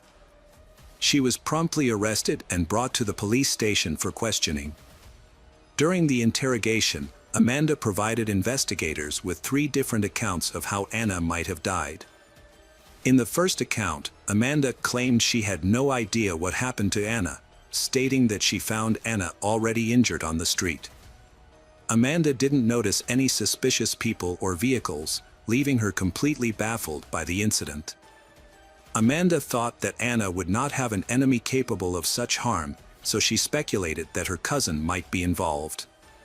She recalled that Anna was conscious at the time but had lost a big amount of blood and was disoriented. Amanda got blood on herself while trying to help Anna and went into shock before entering the apartment, which seemed unconvincing.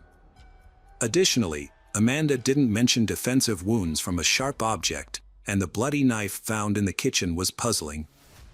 Upon realizing that the police thought her story was a lie, Amanda attempted to revise her story. It's important to note that Amanda was very intoxicated, making it challenging for detectives to follow her narrative. Her testimony was confused and contradictory. Despite this, she offered a revised version of the incident that evening. They were at their cousin's house drinking. As morning approached, Anna drank too much and felt unwell, so she decided to order a taxi. When the car arrived, she said goodbye and left, but no one confirmed that she got into the car. After which Amanda decided to head home. On her way, she discovered Anna injured on the street. Anna had a severe chest wound and was bleeding heavily, but she couldn't explain what had happened. Amanda quickly called an ambulance and notified the police. The detectives attempted to reach the cousin who owned the apartment to verify Amanda's story. However, at the time, this was never done. Realizing her difficult position, Amanda desperately offered a third version of events. She confessed that while they were drinking, a fight broke out between she and Anna. Under the influence of alcohol, Anna lost control and punched she in the face. Although Amanda was momentarily disoriented, but she quickly regained her senses.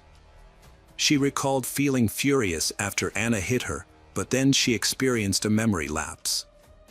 Amanda intended to enter the apartment to cool down, but moments later, she found herself standing on the street in front of Anna, person who is bleeding. According to Amanda, she doesn't remember what happened during this time. The latest and most credible version of events is that during this time, she went into the apartment and took a kitchen knife. The conflict had subsided by then, although no one witnessed the incident, but all evidence suggests that Anna was killed. When Amanda saw Anna in that state, she went back to the apartment to grab a cell phone and call emergency services. During this time, she tossed a knife into the kitchen sink.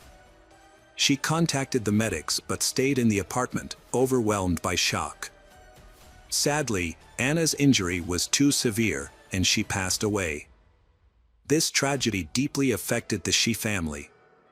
The news about the incident became a main topic in the media, especially within their local community. Many interviews were conducted, and most people found it hard to believe that such a tragedy could occur between them. Anna and Amanda's sisters were known to be so close, to the point that few can remember any petty quarrel between them.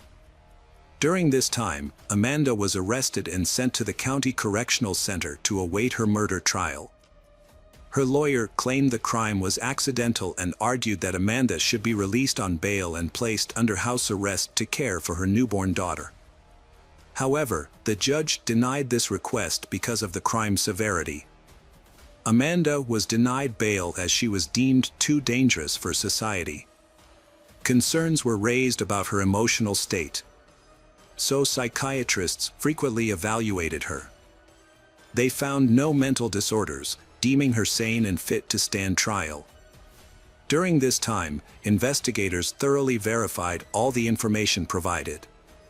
It was confirmed that Anna and Amanda did indeed spend time with cousin, who was eventually located and able to testify as a key witness. Although some neighbors heard arguments and the sounds of a struggle, no one witnessed the actual attack. Amanda continued to claim that she could not remember what happened. Cousin confirmed that a quarrel occurred between Anna and Amanda that night, but it ended, and he did not see any attack between them. The cousin stated that then Anna and Amanda had calmed down, and everything seemed normal. He never expected that Anna and Amanda, who had been so close since childhood, to be involved in something as unthinkable as a stabbing. The cousin confirmed that before things settled down, Anna and Amanda did get into a fight. This might explain the scratches on Amanda's hands and face, as well as more serious defensive wounds, deep cuts on her hands, suggesting they fought by a knife. However, the cousin did not know the reason for the sisters' fight. In September 2019, Amanda gave the investigators her final account of events to the best of her memory. She recalled having a fight with Anna while they were at their cousin's apartment, but claimed she was too drunk to remember the cause of the conflict. Amanda explained that at one point, she lost awareness, and when she regained awareness, she found herself standing over Anna, holding a bloody knife. She noticed the bleeding was severe and worried that she might have been responsible. Feeling overwhelmed, Amanda said she left Anna in the street and fled. She confessed that she would never have acted this way if not for being intoxicated. Amanda, a young mother, recognized there was no excuse for her actions and expressed deep regret, but she stressed that the murder was accidental. The prosecution was certain that Amanda was not being entirely honest and that the attack was intentional. They believed that an argument led to Anna's death. Detectives suspected that Amanda had a motive, thinking she had held a long-standing grudge against Anna. In the end, her intoxication turned this anger into aggression. The investigators were trying to confirm if the act was premeditated. The police suspect that a man, who both sisters were attracted to, was involved in the incident, as he seemed to be the most likely cause of the conflict between them. Amanda explained this because she didn't want her loved ones to know that the death of Anna was due to such a trivial reason. This thing were confirmed by an anonymous source. One day, a man who wished to remain unnamed called the police station. He claimed that jealousy was the motive behind the cruel act against Anna. Anna's aunt also confirmed this thing. She shared the story with both the media and the police. According to her, the conflict arose because of Anna's husband. It was revealed that Amanda had secretly been in love with him for a long time. She envied Anna, and even used her resemblance to Anna to have sexual relations with him. When Anna discovered this, she was furious and accused Amanda of betrayal. The aunt mentioned that Amanda had often bragged that neither Anna nor her husband had any idea about the deception. This seemed especially horrific in light of the murder, giving the police strong reasons to suspect a premeditated act driven by jealousy. Even so, Amanda's family provided her with strong support. Her mother attended every hearing and was moved every time. Her mother realized that one daughter was already lost forever, and Amanda faced the possibility of spending her life in prison, which filled her with sorrow. Other relatives were also consistently present at the hearings, repeatedly pleading with the judge for leniency. They highlighted that Amanda had recently given birth, and her child risked growing up without a caring mother. In addition, the family also opposes the theory that the motive for the attack was a love triangle. Except for an aunt who gave conflicting testimony about affairs, no one had heard such rumors about Amanda's personal life. Everyone saw how warm and close the relationship between Anna and Amanda was. Even during the last party, they seemed very friendly. It was unlikely that they would have maintained such a close connection after the betrayal. Amanda's younger sister, named Monica, who was 19 at the time of the trial, claimed that Anna and Amanda had a very strong bond. She was sure there couldn't be any love triangles in their lives. Both sisters were decent and wouldn't get involved in something like that. Monica said that Anna had been in a long-term relationship with a man named Luis Rivera, who was also her husband. During that time, Amanda also had a boyfriend, with whom she had a child, and they were planning to get married. Therefore, there was no reason for Amanda to date Anna's boyfriend secretly. Monica added that Amanda called her as soon as the tragic incident happened. Amanda cried a lot during the phone call, insisting she did not remember anything. Monica believed that, in her current state, Amanda would be honest and confess if she were guilty. Consequently, she dismissed the prosecutor's suggestion that Amanda was involved with Anna's husband. Anna's husband also denied having any affair with Amanda's, stating that he could easily differentiate them and such deception was impossible. The prosecution continued to question Amanda, they trying to understand the motive behind the massacre, but they couldn't get any more information. Despite the murder, the entire Ramirez family and those connected to Amanda dismissed the idea of a love triangle as fiction. They were convinced that the case materials were fabricated by the police to treat the crime as a premeditated attack, which would mean imprisoning Amanda for a longer time. Anna's husband, Luis, firmly denied the aunt's statements. However, the prosecution continued with this theory, suggesting that Luis was unaware of being manipulated. The accusation of infidelity was central to the prosecution's strategy, which deeply enraged the entire Ramirez family. Amanda's lawyer mentioned that the incident might not be solely related to alcohol intoxication that night. Anna and Amanda drank a lot, but the aggression was due to postpartum depression. Amanda faced emotional issues after her pregnancy and struggled to manage them. Her lawyer explained that her mental state, along with excessive alcohol consumption, triggered an episode of uncontrollable aggression. Unfortunately, there wasn't enough evidence to support this claim. A psychiatric evaluation revealed that Amanda was fully aware of her actions. The tears of the mother and the pleas of the sisters had a positive impact. In November 2019, Amanda reached a deal with the prosecution. This deal resolved the controversy surrounding her motive and spared her family the ordeal of a lengthy trial. In the end, Amanda received a sentence of only 6 years in prison. She will be eligible for parole after serving 5 years. During the sentencing hearing, Amanda was overcome with emotion, breaking down in tears and trembling. She acknowledged that her actions were inexcusable, expressing remorse to those present. For Amanda, the most severe punishment was the pain of loss she would feel for the rest of her life. Amanda asked for forgiveness. Although inconsolable, but the family said they held no grudges and considered the punishment fair. Furthermore, Amanda's mother and younger sister announced they would continue to support she and her children until her release.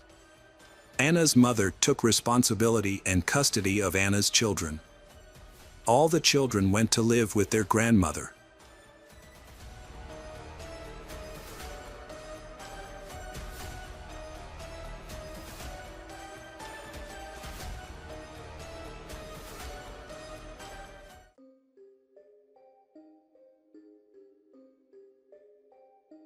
Hello, crime enthusiasts, are you ready for another chilling investigation?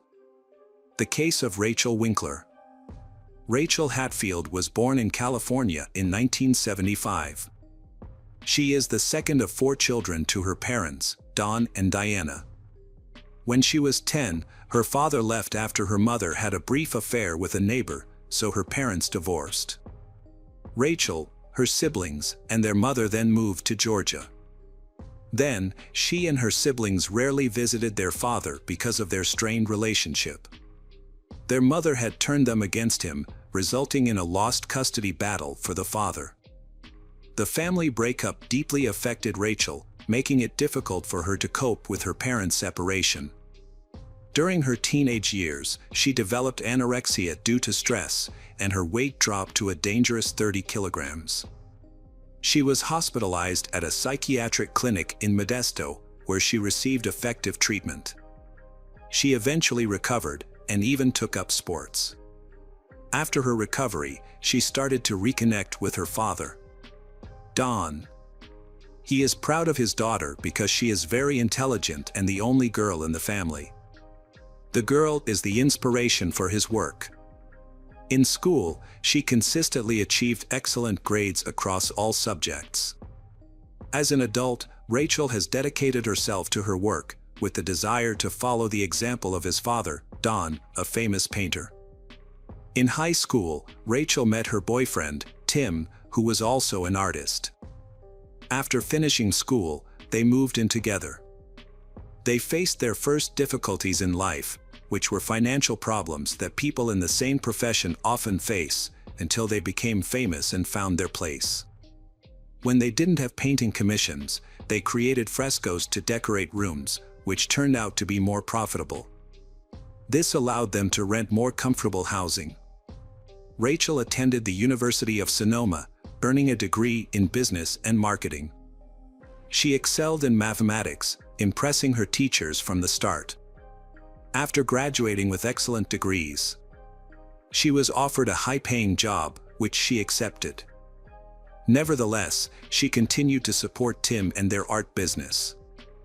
They had been together for 14 years, and everyone who knew them was confident they had a bright future ahead, with marriage and children.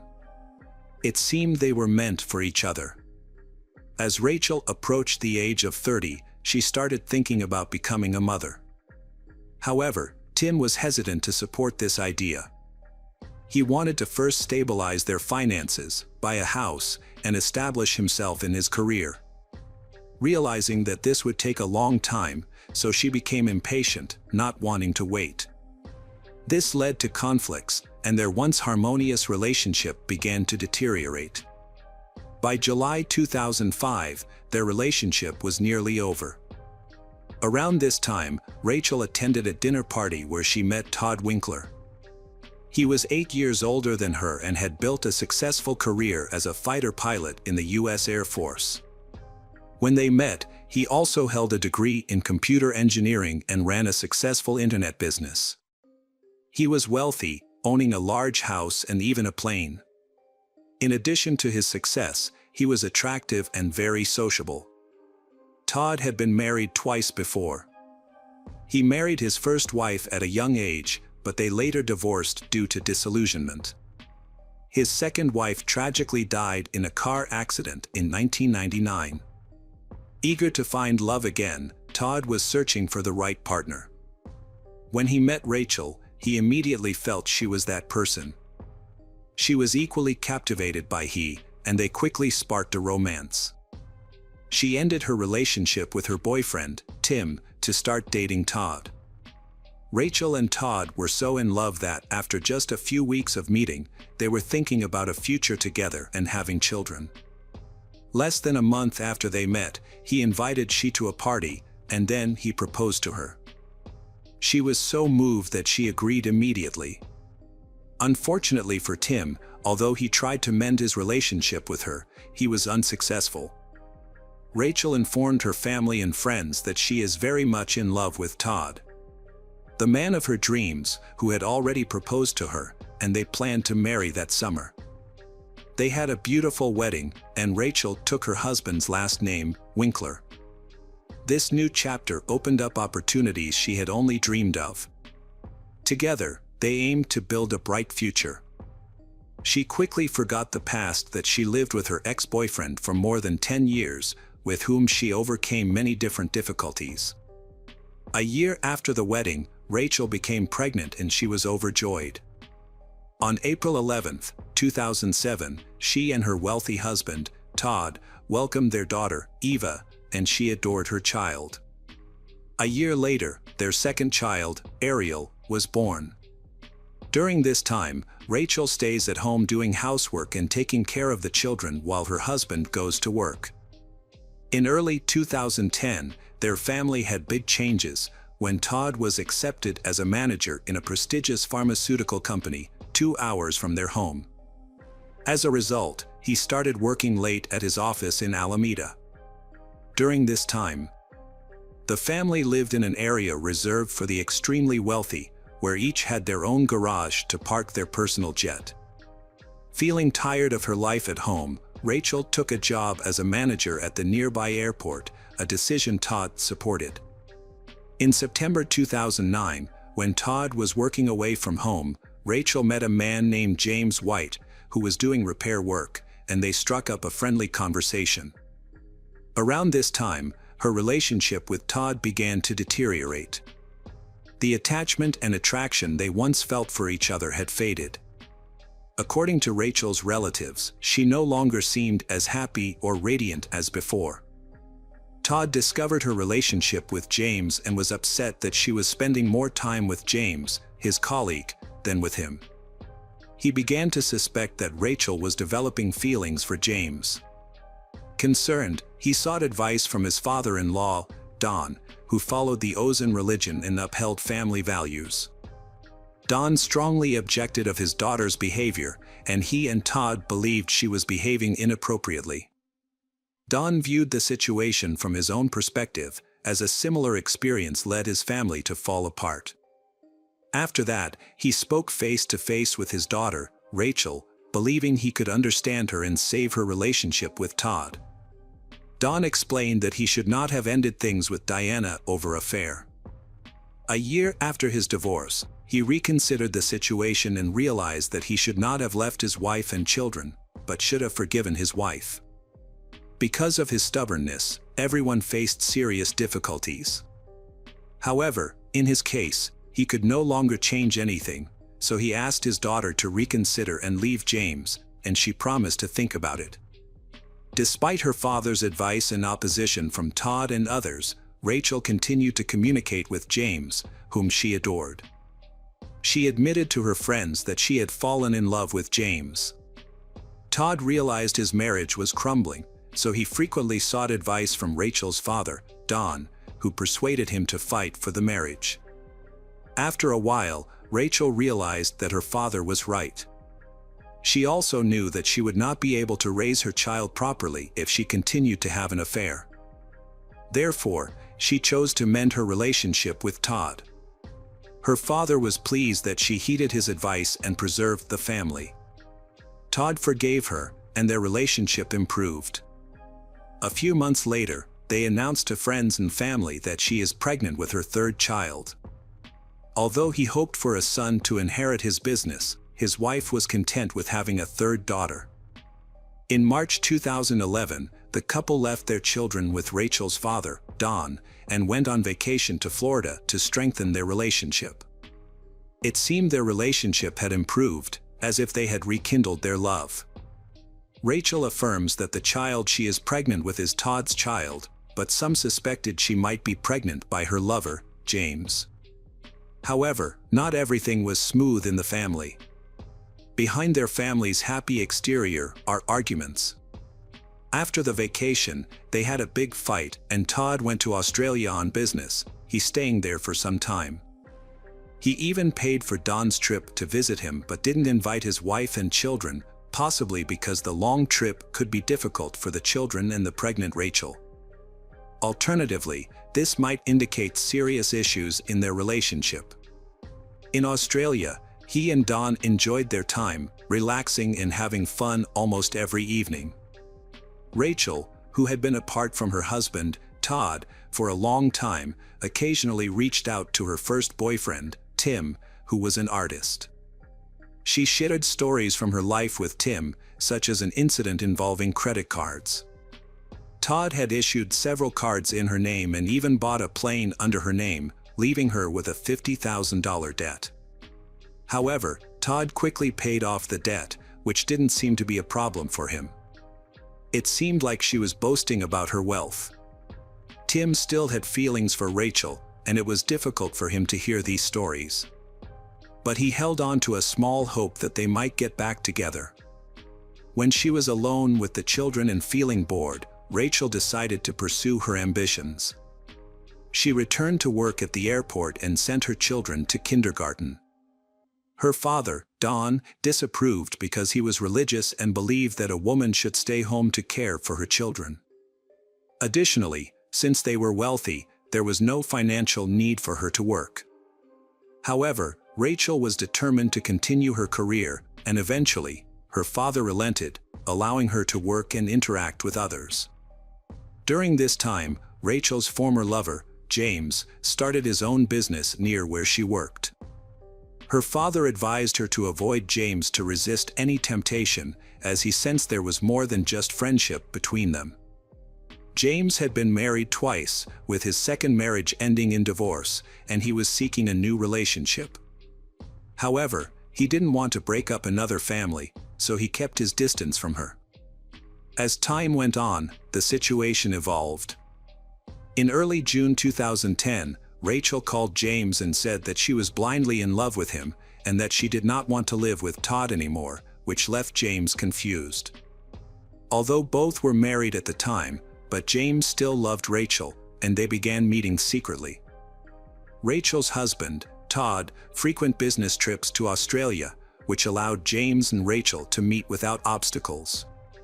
James even improved his relationship with Rachel's children. The hardest thing for Rachel and James was keeping their relationship a secret from their neighbors. At times, they acted too openly, leading to rumors about their secret affair. Eventually, James couldn't keep the relationship secret any longer and filed for divorce. He confessed to his wife that he loved Rachel. His wife was furious and informed Todd, who became very upset. Todd called Rachel, begged her to end her relationship with James for the sake of their children. Then, Rachel promised she would break up with her lover, James. Despite this promise, Rachel and James continued to meet, but more discreetly. In July 2011, the Winkler family welcomed their third child, a boy, Alex.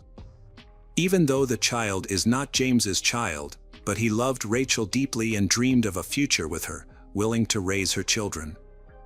However, Todd eventually discovered that Rachel was still seeing James. This was really a big shock to Todd's. Naturally, Rachel's father disapproved of her actions and he supported Todd. Rachel's father, Don, suggested that Todd meet with James to discuss everything calmly, as rational men should, and Todd agreed. Then, Don and Todd went to James' house. When they arrived, James and his daughter, Caitlin, had just finished target practice. Then, they spoke calmly. Todd explains that he is Rachel's legal husband and he loves her very much. They had children together, and he asked James to stay away from her.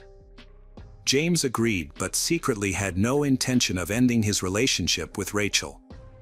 Actually, Rachel and James were planning to start a new life together. Rachel had told James that Todd was being tyrannical and tormenting her, though there was no evidence to support this. She even claimed her third pregnancy was a result of rape. This angered James, and he wanted to help her. In October 2011, Rachel visited her university friends for the weekend. She expressed frustrations about Todd not providing her with money, which forced her to borrow for essentials like diapers and food for the children. She revealed that their house was in urgent need of repair, but Todd had no plans to address this. She felt controlled and manipulated by him. Despite she not wanting a third child, but he forced her. She shared her predicament with at least 3 friends. It seems she is in a difficult situation and does not know how to continue raising her children in such an unhappy family situation. One of Rachel's university friends was a lawyer and offered she advice on marriage and divorce. Rachel plans to manage the family finances and wants to reach a fair separation agreement with Todd. She aimed to secure her share and settle alimony matters peacefully, but he was against the idea of divorce. In November 2011, Rachel stopped making mortgage payments on the house because Todd was not giving her money and was hiding his income from her. She began to suspect that he was planning something against her. On November 11th, she called her lawyer friend and expressed that she was ready to begin the divorce process. While Todd was in Amsterdam on a business trip, followed by a vacation, Rachel began filling out the divorce paperwork in February 2012. During this time, she told her lover, James, that her husband had discovered electronic divorce documents on her laptop and deleted them. To prevent this from happening again, she started filling out the forms by hand. Then Todd having learned about the divorce, but he wants to avoid it. Todd spoke to his father-in-law, Don, about Rachel, claiming she was mentally unstable, which was related to their upcoming divorce. Todd said she smoked, drank, and seemed to be losing weight again. However, Don, who saw his daughter Rachel regularly, didn't notice any issues. Rachel explained that her weight loss was due to the stress from the ongoing divorce. The family situation had become extremely tense and seemed headed for a bad outcome. By February 2012, Todd was severely depressed, which his business partner also observed. Todd's business partner suspected that Todd had mental issues because of the divorce, but he insisted that the problem was with his wife. He was considering having her treated in a psychiatric clinic, claiming she was on a drinking binge, and he needed a break to handle the problems that had come up.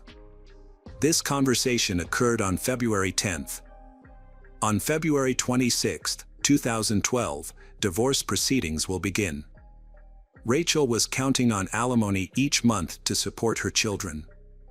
She planned to move with the children to James' place and was expecting a court meeting. However, that evening, she never arrived at James' house. On the morning of the 27th, a neighbor saw Todd with the children, and everything seemed normal. Around 10:30 a.m., he left his children with a neighbor temporarily because something terrible had occurred at his home. Todd was awaiting the police and did not want his children to witness the situation. The neighbor observed that Todd appeared calm, had no injuries, and appeared to be just irritable. Then, Todd called 911 to report that 37-year-old Rachel had been killed in their home during a domestic dispute. Police arrived at approximately 10:40 a.m. Todd emerged from the house and told the officers his wife was dead inside the house. He was arrested and taken to the police station, where he agreed to speak with investigators without a lawyer. During the interrogation, he is still very calm. He admitted his wife had been having an affair for a long time and had filed for divorce, seeking full custody of their children. He said his wife made him lose his temper, leading to a violent conflict. He attacked her. But then he stopped when he heard their child crying, realizing the children could witness the altercation, so he moved them to another room. Todd returned to argue with his wife, which escalated. He struck her in the face, causing her to respond with a punch. He began to apologize because he realizing his mistake, but his wife approached with a pair of large scissors and cut his hands several times. They started fighting when he tried to take the scissors from his wife. Immediately after, he poked his wife in the eye with his thumb, which helped him knock the scissors out of her hand. He quickly left there to gather his children and take them to safety. Todd told investigators that he was worried about his wife's condition and behavior. He thought she was drunk and could be a threat to him and the children. When he returned home, he found his wife in the bedroom, sitting on the floor. As he approached her, she kicked him in the face. In a rage, he threw her to the floor and began to strangle her with both hands. However, she grabbed the scissors again, but he quickly took them away and struck her face and neck several times in self-defense. She pleaded with him not to kill her, she also promising to save their marriage, but he couldn't control his anger. He admitted that he forcefully stabbed her neck with the scissors. He confessed that, at that moment, he wanted her dead, although he claimed he didn't intend to kill her and that it happened accidentally. After the incident happened, Todd attempted to revive his wife, but she was already dead. In shock, he attempted to clean the crime scene by washing away the blood, but he realized it was futile and called 911. The detectives doubted his account as there were many inconsistencies. It was absurd that he took the kids to the neighbor's house, while Rachel sat calmly waiting for him to return after the brawl. Why didn't she use the opportunity to escape?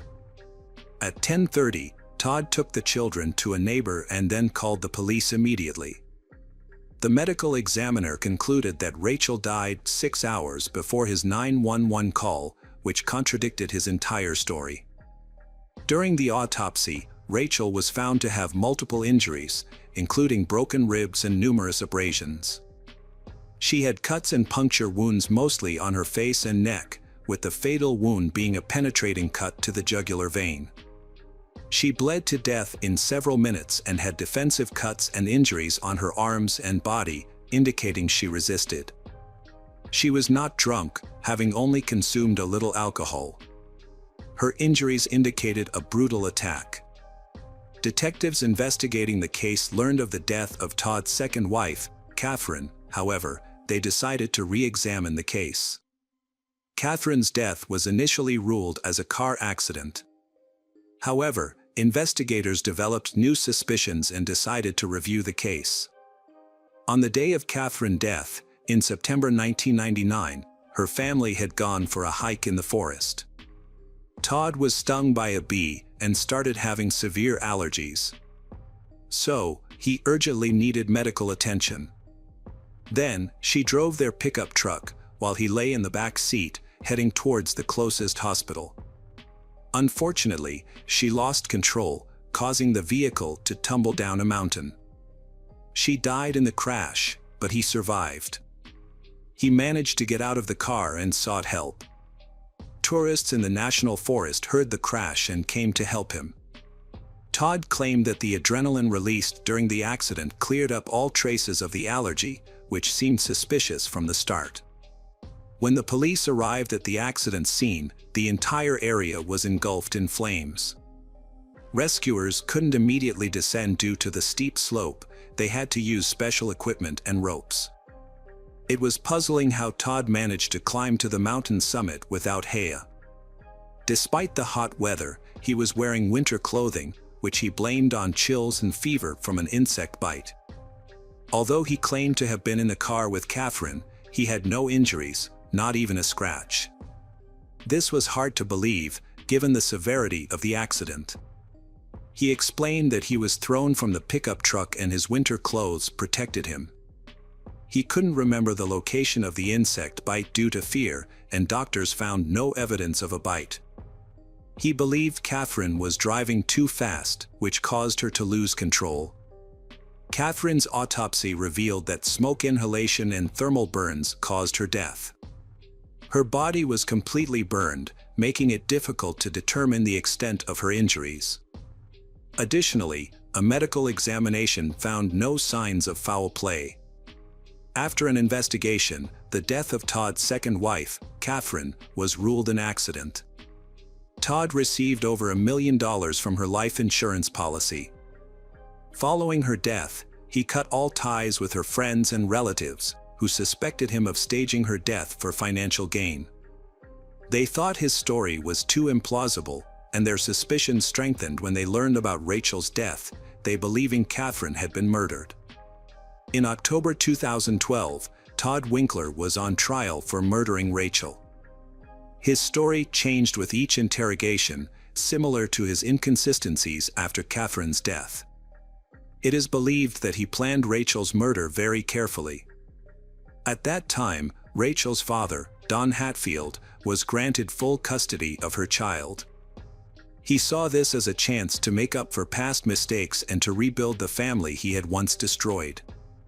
Don believed that Todd killed Rachel not because of her affair, nor because of their impending divorce, but because she knew his secrets and had threatened to expose them, so he silenced her permanently.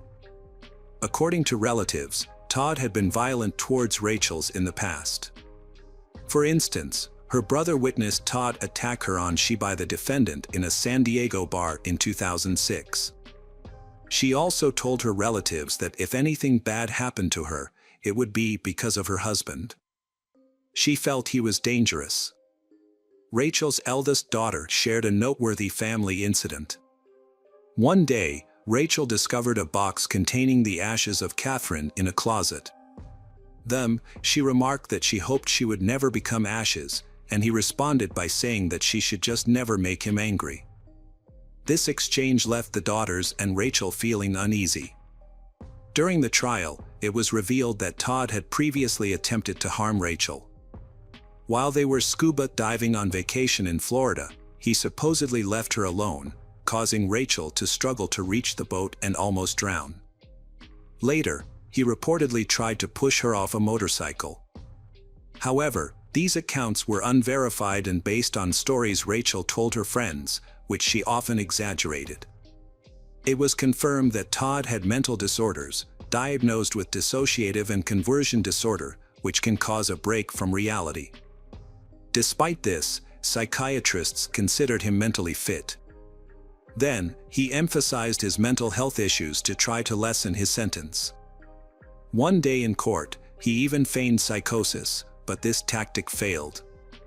The prosecution argued that Todd committed a premeditated murder. According to the prosecutor, he took scissors, entered the bedroom while his wife was asleep, and killed her. He then had 6 hours to stage a fight, inflict defensive wounds on himself, bandage those wounds, eliminate unnecessary evidence, feed the children, and take them to a neighbor. Only after doing all this did he call 911. Blood stains found on the children's food plates showed that he had prepared breakfast for them after killing their mother. Later, Todd admitted that he did not call emergency services immediately. The timeline he provided did not match the facts. He claimed he took the children to a neighbor before killing his wife and calling for help, but his wife had already been dead for several hours. Additionally, he would not have had enough time to bandage his hands so quickly and precisely. On the other hand, the defense lawyer argued that the murder was an act of self-defense. Rachel was the one who attacked her husband first. She first grabbed the scissors and attacked him. A struggle ensued, and he realized it was a matter of life or death, choosing to save himself. The jury deliberated for 13 days on the case details and testimonies before reaching a guilty verdict. They convicted 47-year-old Todd Winkler of first-degree murder. In December 2014, he was sentenced to 26 years in prison, with eligibility for parole in June 2031, when he will be 64 years old. Todd has filed many appeals, but all of which have been rejected. However, he has managed to secure better conditions for himself in prison. He is serving his sentence at San Quentin State Prison in California.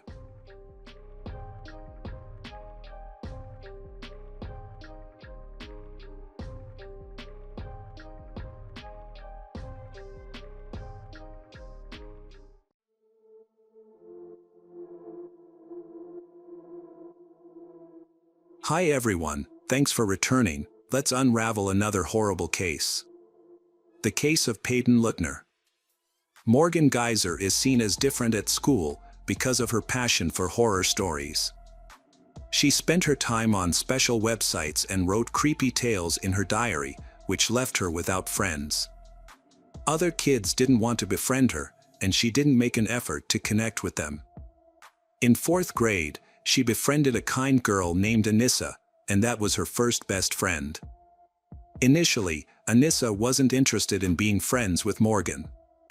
However, Morgan was thrilled to finally have a friend, and they started spending a lot of time together.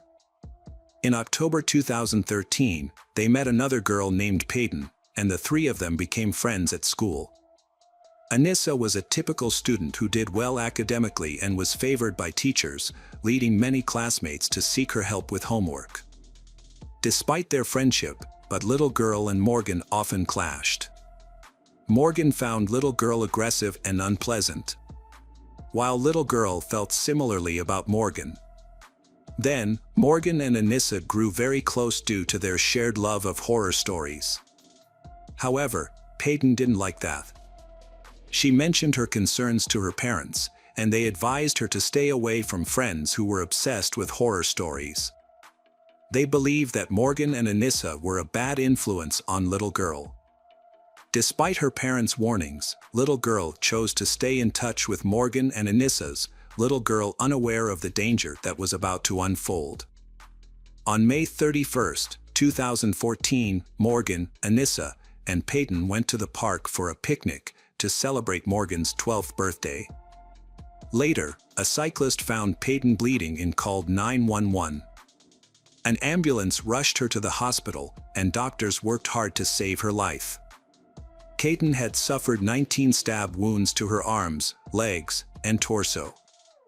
The police launched an investigation into the brutal attack and determined that she had been in the park that day with Morgan and Anissa. Morgan and Anissa were all 12 years old. Just like Peyton. Because of their age, the police tried to question them gently to avoid causing any trauma. Morgan was sweet and answered the questions calmly and honestly. She inquired about Peyton's condition and whether little girl was dead. When the investigator asked why Morgan had hurt best friend, Morgan replied that it was necessary. She shared that the crime had been premeditated. 6 months prior, they had planned it carefully, but they can't do it until May 31st. On that day, they played video games, dressed up, and had fun, then preparing to go to the park. Peyton noticed that Morgan had packed a backpack for the trip, which contained clothes and granola bars.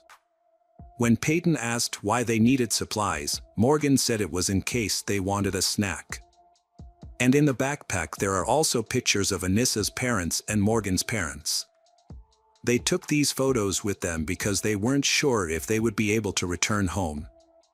No one witnessed Anissa putting a knife in the bag. The group first played on the playground, then went to the restroom. While there, Anissa and Morgan whispered to each other. Then, Anissa told Peyton to go into a stall, although Peyton was confused about why. Anissa and Morgan had a different motive. They believed it was easier to harm someone in a dream since a person doesn't resist, making the act simpler. They pushed Peyton into a stall and backed her into a corner. Morgan reminded Anissa of their agreement that she would be the one to perform the act. They hit Peyton's head against the wall and then stepped out of the stall to plan their next move. They returned to Peyton and suggested playing hide and seek, with Morgan being the seeker. Anissa instructed Peyton to lie down in the bushes to hide, which was actually their intention all along. They began to push little girl down, and Anissa gestured to Morgan for little girl to lie flat. Morgan then signaled that Anissa should stab her. Anissa knocked Peyton down to the ground, and then Morgan rushed over and tried to take charge.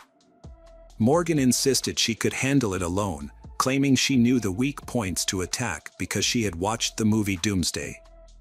However, Anissa would not agree, and they started arguing about who was going to kill Peyton. Morgan believed little girl was too distracted by the flowers to hear their conversation. In that moment, Anissa stabbed Peyton with a knife and then handed the weapon to Morgan. Morgan then jumped on Peyton and began to stab her repeatedly. Anissa stepped back to watch as Morgan continued, and afterward, Morgan walked away from the scene covered in blood. In distress, Peyton screamed that little girl had trusted them and that she hated them. Anissa simply told her to lie down quietly. Peyton tried to stand up but was unsuccessful. She fell down and said she couldn't breathe and couldn't see clearly. In distress, she begged Anissa and Morgan for help. Morgan approached she and attempted to clean the blood off her body with leaves, but it was ineffective. Peyton asked Morgan not to touch her. They pretended to go for assistance but actually ran away, leave she there to die. They went to a Walmart, where they entered the restroom to wash the blood off their hands and tried to remove the stains from their clothes, but they were unsuccessful. During questioning, Morgan expressed uncertainty about whether she wanted to see her parents, which might indicate issues at home. Morgan revealed that Anissa had convinced her that Peyton needed to be killed to appease fictional character Slender Man, otherwise, he would harm their families, and they felt compelled to act. Morgan admitted that she understood what they were doing, but she didn't want to upset Anissa. Slender Man is a fictional character, tall and faceless, known for abducting children. Morgan and Anissa were obsessed with him and want to be his assistant, believing they could prove his existence. They fantasized about living in his mansion in the forest, not realizing he was just a made-up character. They were convinced that they had seen him in real life. Anissa was very emotional during the interrogation, struggling to hold back her tears. She explained that both she and Morgan heard voices, which led them to commit their actions. Anissa stated that in December 2013, Morgan suggested they become assistants to Slender Man, and Anissa agreed.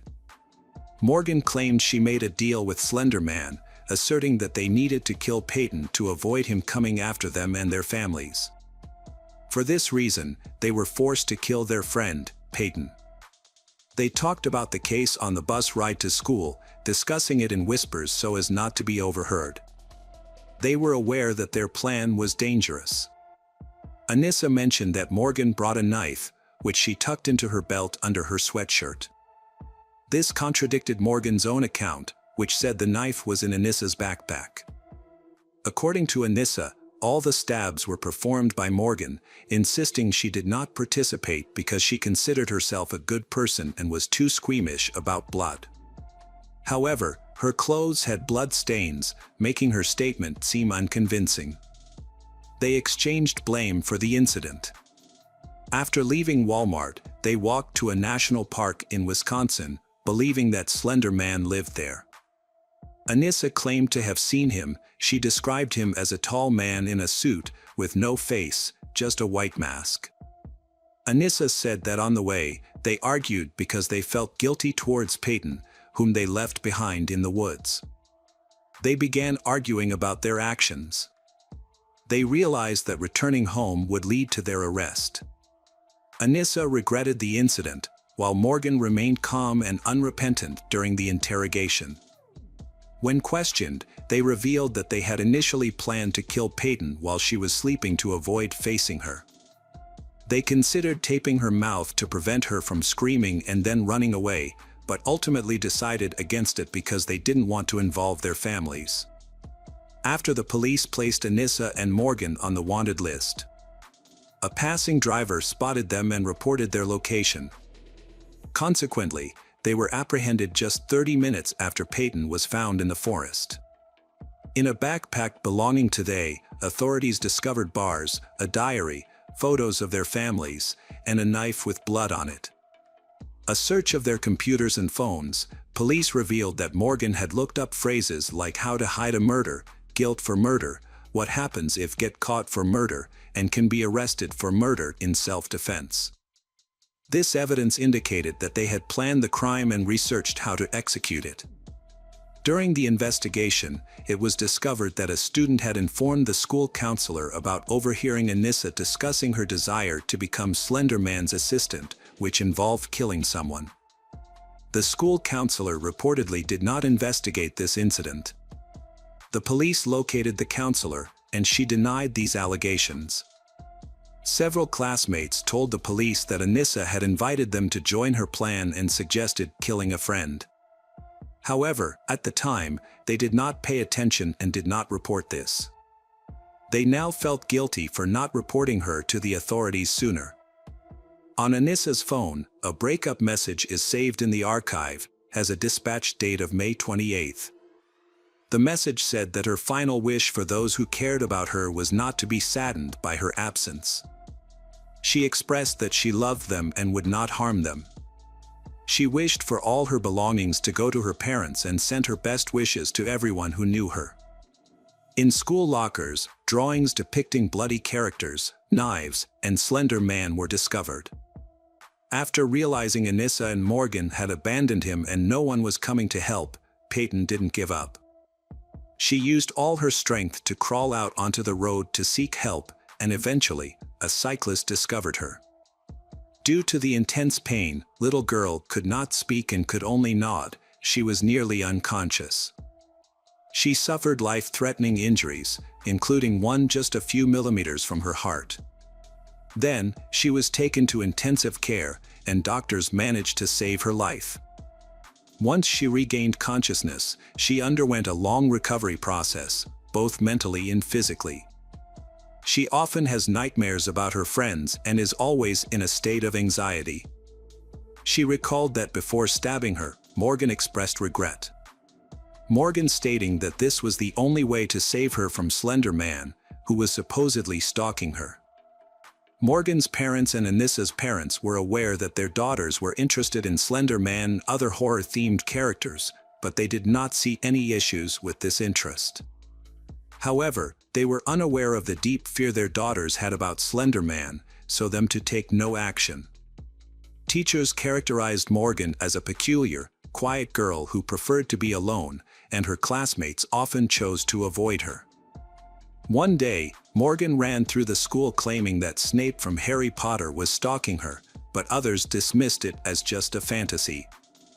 On another occasion, Students saw her in the bathroom with blood on her fingers, which was alarming. A teacher reported this to Morgan's mother, who responded that her daughter had simply been watching too many scary stories.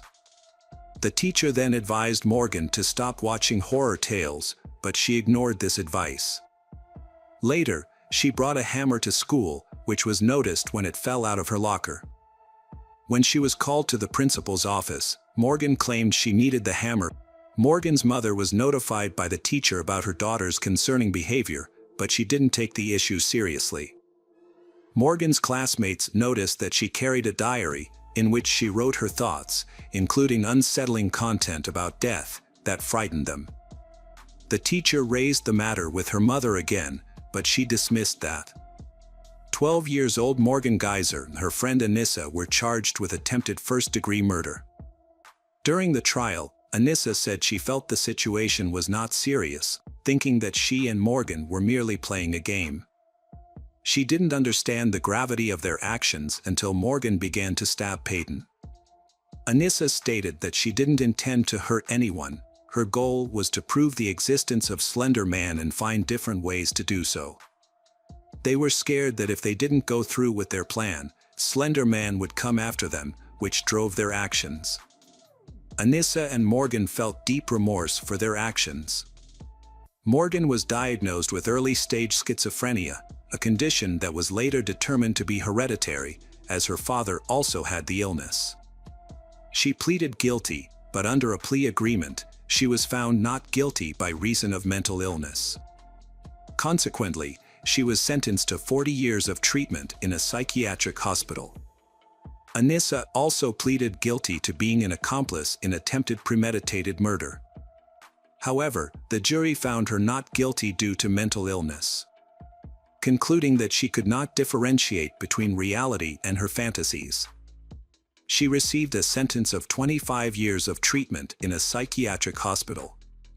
In the summer of 2021, the court approved Anissa's request for early release after doctors confirmed that she no longer posed a threat to herself or others.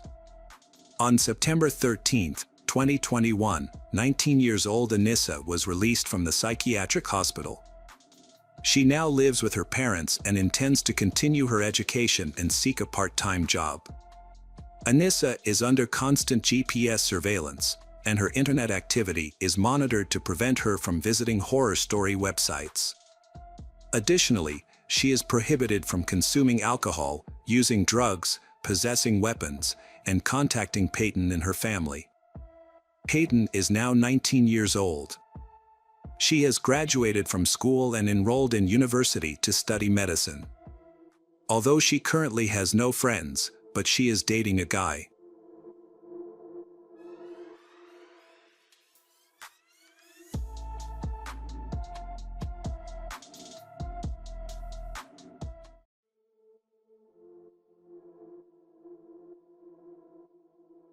Hello, crime enthusiasts, are you ready for another chilling investigation?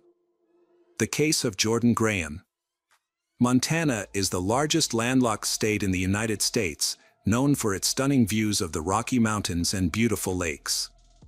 A major attraction in Montana is Glacier Park, a vibrant tourist destination, particularly during summer. The park features approximately 700 hiking trails for visitors to explore. Cody Johnson was born in San Jose, California. After his parents divorced, his mother, Sherry, raised him on her own. They always share a close. Eventually, Sherry decided to leave California and move to Montana with Cody. He is a kind, cheerful, and humorous person. He enjoys spending time outdoors, participating in activities like fishing and hiking, but his greatest passion is cars.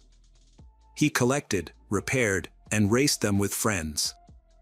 After graduating, Cody found a job assembling custom cars, which he naturally enjoyed. His boss was his close friend Cameron, and Cody's career was thriving. However, he dreamed of settling down, meeting someone, and starting a family to fully establish himself in Montana. Cody's bachelor life was about to change. In 2011, he met and started dating Jordan Graham, a 21 years old. She was shy and reserved, only opening up when she felt comfortable. Jordan shared Cody's love for nature and travel. They spent a lot of time hiking together in beautiful Montana locations, especially enjoying visits to Glacier Park. Jordan loved children and often babysat for her friends, expressing her dream of having her own child. She came from a religious family with strict rules, including a ban on sex before marriage. Cody told friends that he really liked Jordan, and he began attending church with her friends and family. He shared that their relationship was growing stronger, and he was so in love that he told his mother he had found the person he wanted to spend the rest of his life with. In December 2012, Cody announced his engagement to Jordan on social media. Friends were thrilled about the engagement. 6 months later, on June 29, 2013, Cody and Jordan got married in an outdoor ceremony. They appeared to be the happiest and most perfect couple. They received many congratulatory speeches, making the event truly wonderful for them. After the long and significant day, they moved into their first home. Instead of going on a honeymoon, they decided to spend their free time working on the house. Cody took a week off from work and was expected to return on July 8, 2013. On Sunday, July 7, Cody had plans to go kayaking with his father-in-law, Stephen. However, he later contacted Stephen to cancel, mentioning that Jordan had a surprise for him. He and Jordan attended an afternoon church service and then went for a walk by the lake.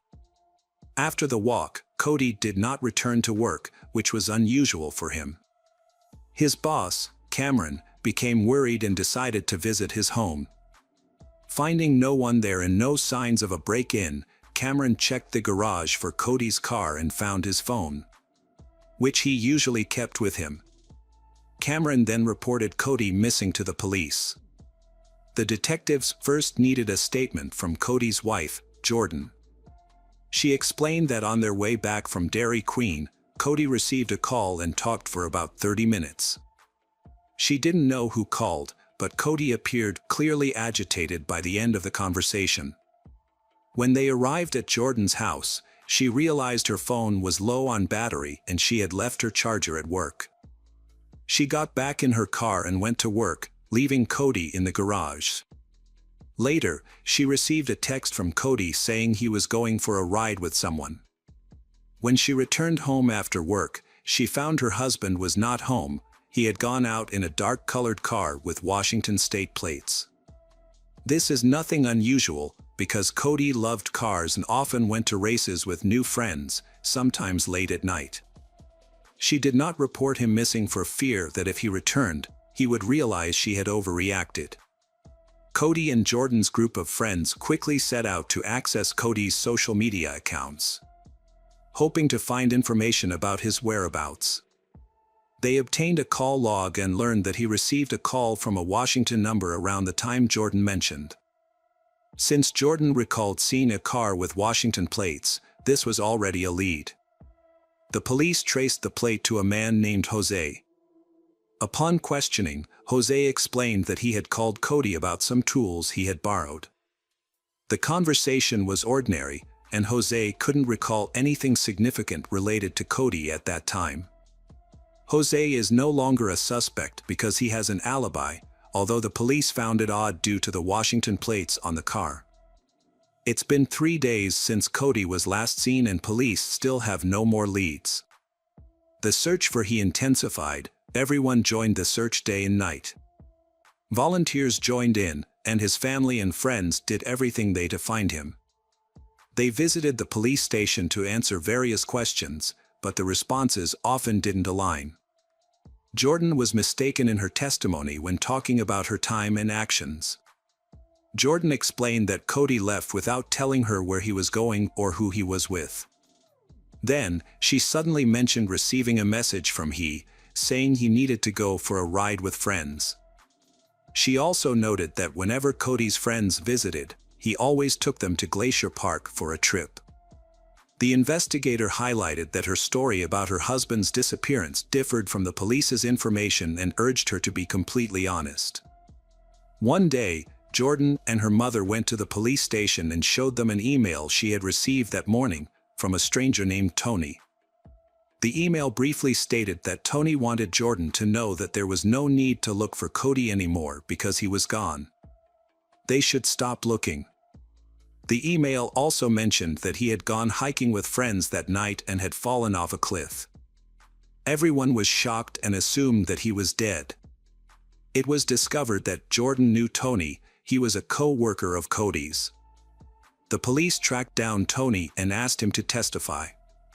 Tony explained that he hadn't seen Cody for some time and hadn't been in contact because Cody was busy preparing for his wedding. He had not used his email recently. He provided all of his phone and computer data to the investigation, and the police concluded that Tony was not involved. Using the details from the email, Jordan organized his own search group and ventured into the rugged and winding terrain. Due to the park's vast size, everyone was aware that the search might drag on for weeks. The following day, the search continued. Jordan led the team in a specific direction, as if she was on a mission to reach a particular location. They drove through many roads and cliffs, any of which could have been Cody's path. Jordan told her friends she wanted to find a certain place Cody had dreamed of visiting. Jordan suddenly stopped the car and jumped out near the loop trail. Next to the trail was a steep slope filled with rocks and tree roots, appearing very dangerous. Undeterred, Jordan climbed over the fence and made her way to the edge. She looked down and shouted to the others that she saw someone at the bottom of the ravine. She claimed it was Cody and called the others over. The search party contacted the park rangers, but since it was already getting dark and too risky to descend, the search was postponed until morning. At 8 a.m. on July 12th, the search for Cody came to a tragic end. Rescuers used ropes tied to trees to descend. Then, they discovered a blue sneaker, identical to the one Cody wore on the day he disappeared. At the bottom, they found Cody face down in the shallow water near the waterfall. Beside him lay a small piece of black cloth, and he was missing his wedding ring. As news spread, friends and family wondered why Cody was at that location at night. Cody's friend, Eddie, mentioned that while Cody enjoyed sightseeing and long walks, he never ventured off the trail, especially in the dark, and was afraid of heights. Cody always hikes on safely fenced trails in lower areas. He once confided to a friend that his fear of heights was so severe that he couldn't even climb a ladder to change a light bulb at his mother's house. Shortly after Cody was found, Jordan posted a wedding photo on Instagram. She said she missed Cody very much, saying that not a day went by without her thinking about him. He was in her heart forever and that she knew he was in a better place now, watching over her as her angel. She said she loved him with all her heart and soul, and hoped to see him again one day. 2 weeks later, the police were still searching for answers about the mysterious email. During the investigation, Cody was buried. At his funeral, Jordan spent the entire time staring at her phone, showing no emotion. Maybe this is how she gets over her pain, but her friend, Kimberly, who witnessed the wedding, thought the behavior was too strange. Kimberly went to the police station to provide information for the investigation. She told the officer that she had been receiving messages from Jordan a few weeks before and following Cody and Jordan's wedding. She recounted conversations with Jordan before the wedding, mentioning that Jordan seemed more excited about the wedding itself than about Cody's feelings. It seemed that Jordan enjoyed the prospect of being a bride more than the reality of being a wife. Friends noticed that Cody seemed more in love with Jordan than she was with him. Kimberly recalled Jordan questioning whether marrying Cody was the right choice. Jordan was very anxious about the wedding night and wondered if she was making a mistake by getting married. The night after the wedding, Jordan messaged she, expressed uncertainty about everything that happened on the wedding night, and mentioned that a lot had happened. When she wanted to hear more details about what happened, Jordan insisted that it was a conversation best had in person rather than over the phone. During several days of texting, Jordan shared with Kimberly that she had told Cody she was on her period to avoid having sex. But they were supposed to discuss it today. Jordan later mentioned that if her husband forced her to do something, she might have a mental breakdown. On the evening of July 7th, after having dinner with friends, Kimberly received another message from Jordan. In it, Jordan said stating that she wanted to talk to Cody about her true feelings. Kimberly wished them understanding and resolution. Later, at 9 p.m., Jordan appeared at Kimberly's door, saying the conversation hadn't gone well. Cody had gotten angry, and she had left to see her brother. From all this, it seems that from the very beginning, Jordan knew where to find Cody. Her testimony about him wanting to go to Glacier Park that day, and her silence about his disappearance seemed suspicious. Kimberly had a gut feeling that Jordan was involved in Cody's death. Detectives were already skeptical of Jordan's story, given the numerous inconsistencies in her account. Their suspicions grew when Kimberly provided evidence in the form of text messages. Then, the police discovered the IP address of the email, which revealed that it was created and sent from Jordan's father's house. This contradicted Jordan's claim that Cody had left that night and they spent it apart. Recordings of phone conversations revealed that Jordan was lying, as both phones and their owners were in Glacier Park at 9:15 p.m. Using this time frame, police obtained CCTV footage from the park's entrance, which showed Cody's car and both Cody and Jordan inside. Jordan was then asked to come to the police station and tell the truth about what happened that night. During questioning, Jordan was forced to recount what happened on the day of the incident. She revealed that she had opened up to Cody about her feelings, which led to a heated argument. Cody suggested that if she truly felt this way, they should consider annulling their marriage. However, Jordan was hesitant, fearing the potential damage to her reputation that would come with getting divorced just 8 days after their wedding. Then, they got into their car and drove to a national park, and they continued their argument. At one point, Jordan mentioned something about a blindfold. As they walked across a bridge and climbed over a fence, their argument escalated. Jordan suggested that they should wait a bit before getting married, but Cody disagreed. They continued to argue. Eventually, Cody tried to grab she. However, she said the incident that followed was a result of anger.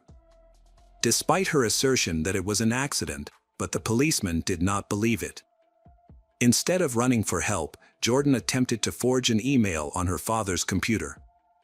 The question remains as to why Cody the need to climb over the edge of the cliff, especially if he was afraid of heights. Even for those who aren't afraid of heights, climbing a 300-foot cliff in the dark and blindfolded is a huge challenge. According to recent information, Jordan was charged with the murder of Cody Johnson just 8 days after their wedding. She will be released, but placed under house arrest and must undergo a psychiatric evaluation.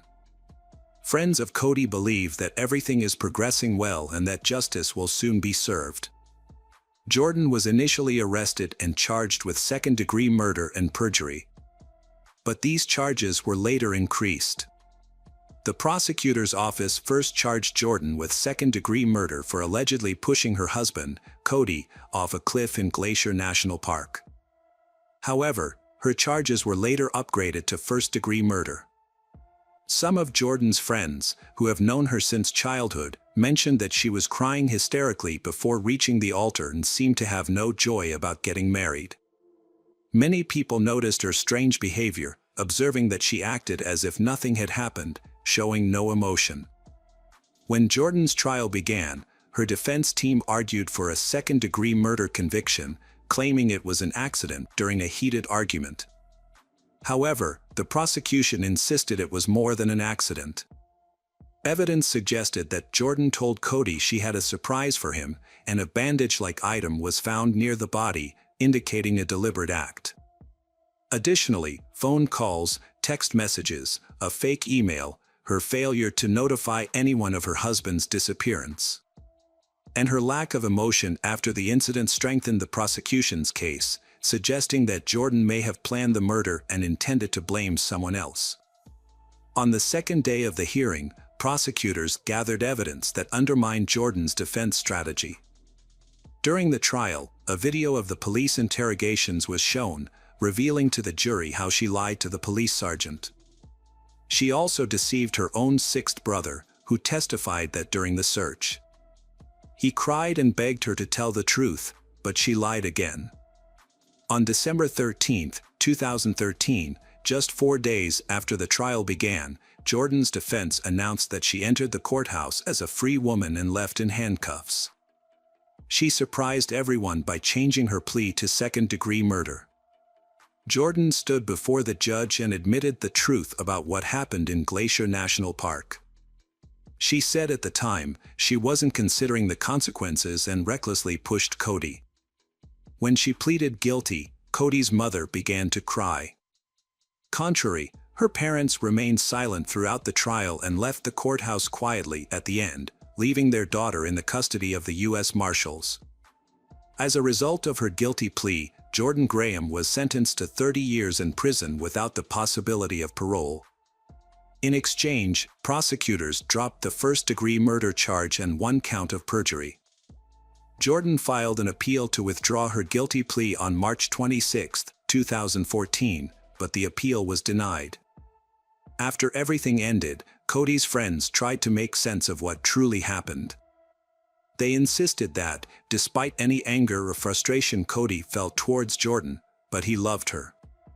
He would be willing to end the marriage if it would make Jordan happy. No one could figure out why Jordan killed her husband. She came from a religious family with strict rules, and perhaps in her youth, she made some mistakes and feared confessing to her husband. Alternatively, due to her parental upbringing, she may not be ready for a marital relationship, leading to psychological trauma and shyness towards men.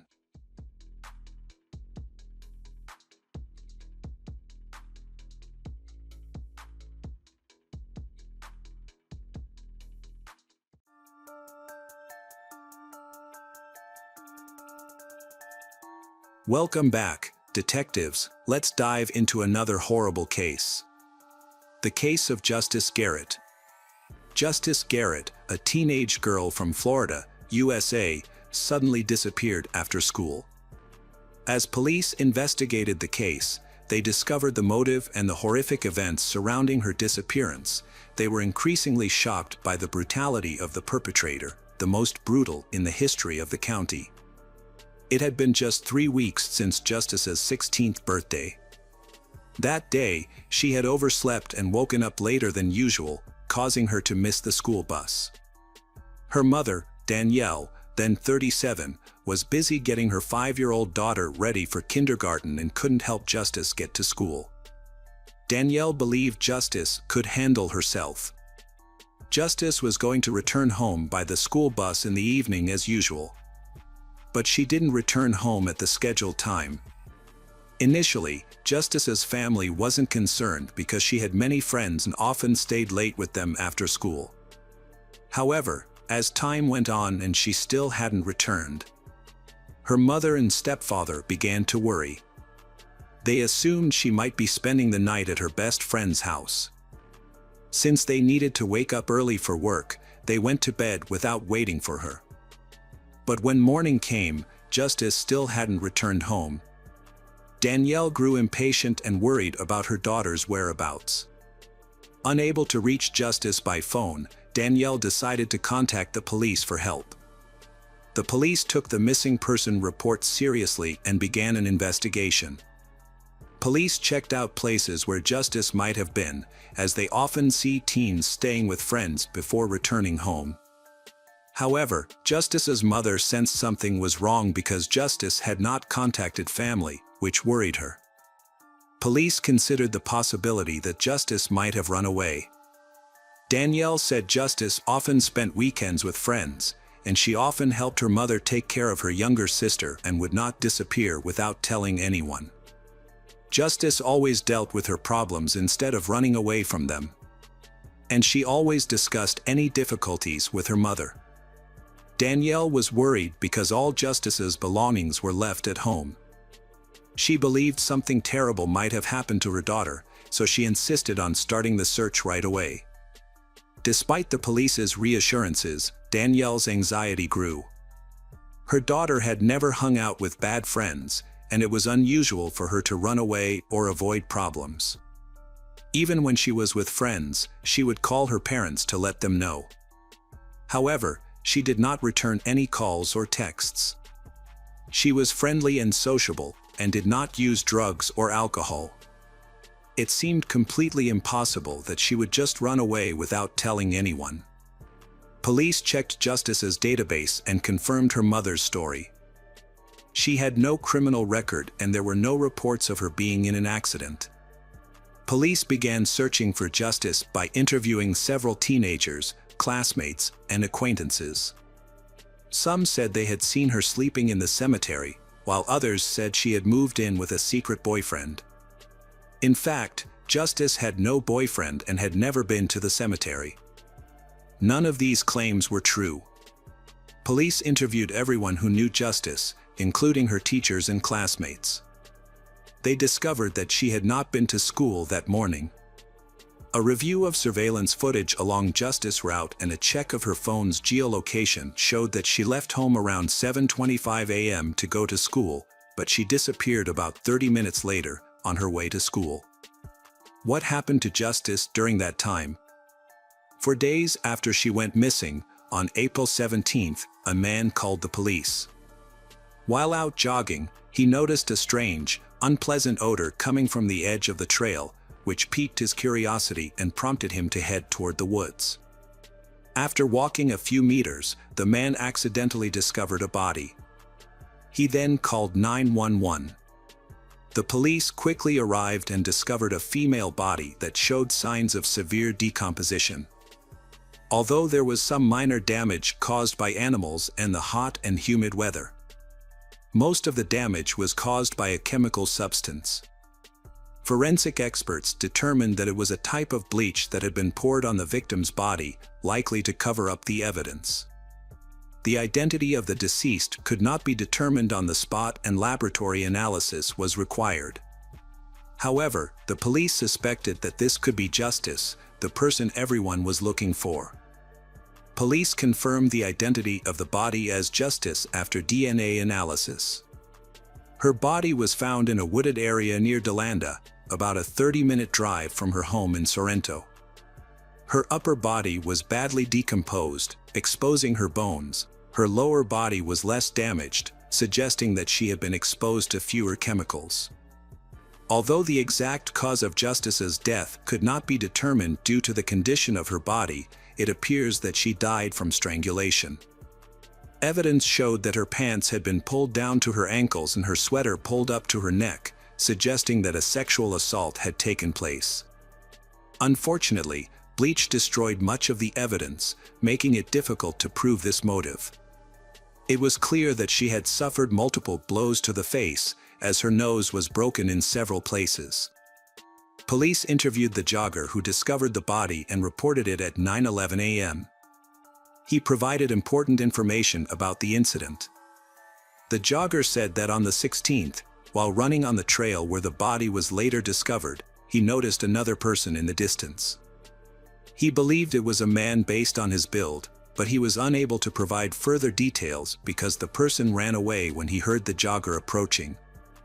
This unusual behavior caught the jogger's attention, but he did not go any closer to the area or see the body that day.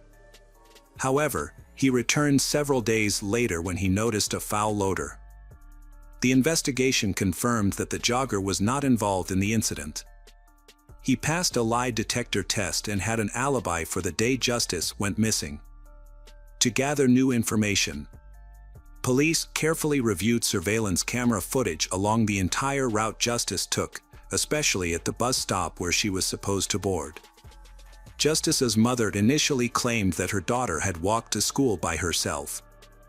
However, police soon discovered that this was not true.